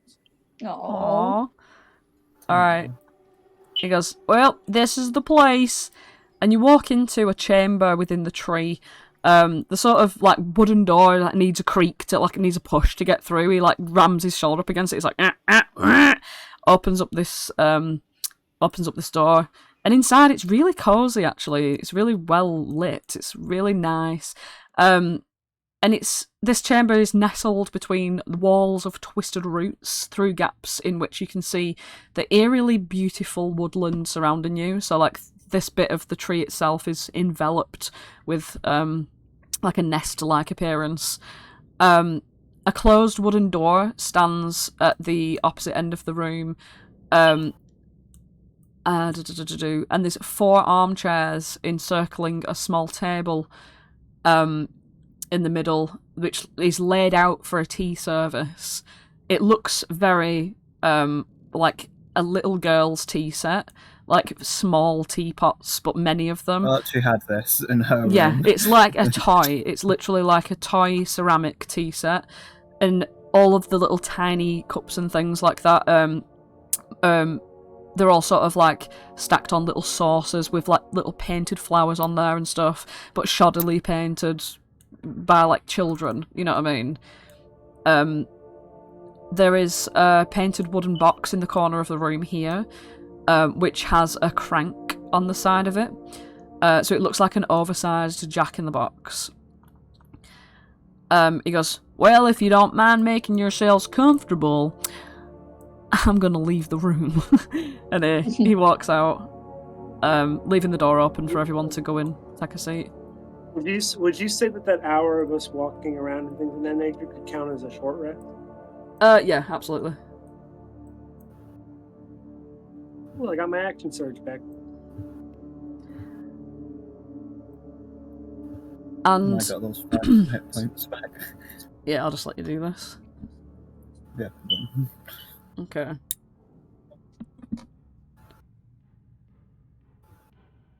You're all sitting there, your hands sort of feeling the strange material, this old grandma sort of designed armchairs, each one different, mismatched. You feel oddly uncomfortable on them, as if they appear to be breathing in some way. That at any minute there's some potential energy within them that vibrates through your hands as you touch the sides of the armchairs. There is only 4 armchairs, but thankfully there's 4 of you, so you're all sort of sitting at each one. And Aerith, the door sort of opens behind you. The door creaks open, and a little old woman trotters out forwards, and she wears like a grimy, old-fashioned shawl, and her skin looks like gnarled bark. A large iron key extends from her back, ticking rhythmically as it rotates, and you can hear it's very. There's like a feeling of potential mechanism in her back that like screeches a little bit, and then tick, and then screeches a bit more, and tick. So it's like building up with tension and releasing suddenly. And it's going, as soon as she sees you, you hear it like tick, tick, tick, tick, tick, tick, tick, tick, tick, tick. It's gone a little bit faster. And she walks in and she says, Ah, sit down, children. in a voice sort of like weird crunching like sound to it. Let's have some tea. And that's where we're going to leave our session. Oh, son of a bitch! There you go. Bitch. Scabbeth the Nightshade. You are in the room with Scabbeth the Nightshade. Alright, so thanks for listening, Ked especially, and our new sub, Draveros. So yeah, glad to hear that you're enjoying it. Yep, there you go. It's going to be an exciting one next week, I can tell you that for the price of fish. I'll tell you that for the price of Harkey. I could hark ye that for the price of fish. Whee! Way! Right, well, yep, so Wait, that's the end of the stream. Good night, everybody, and goodbye. That's not one of these. and everybody, don't forget to like, comment, and subscribe, Nat Wannabes. Whoa! No Easter egg this week. Archie? Yeah, so the Easter egg this week is butterfly floating through the sky. Oh so high. Archie is a butterfly, and so is Aerith. And there you have it. Bye!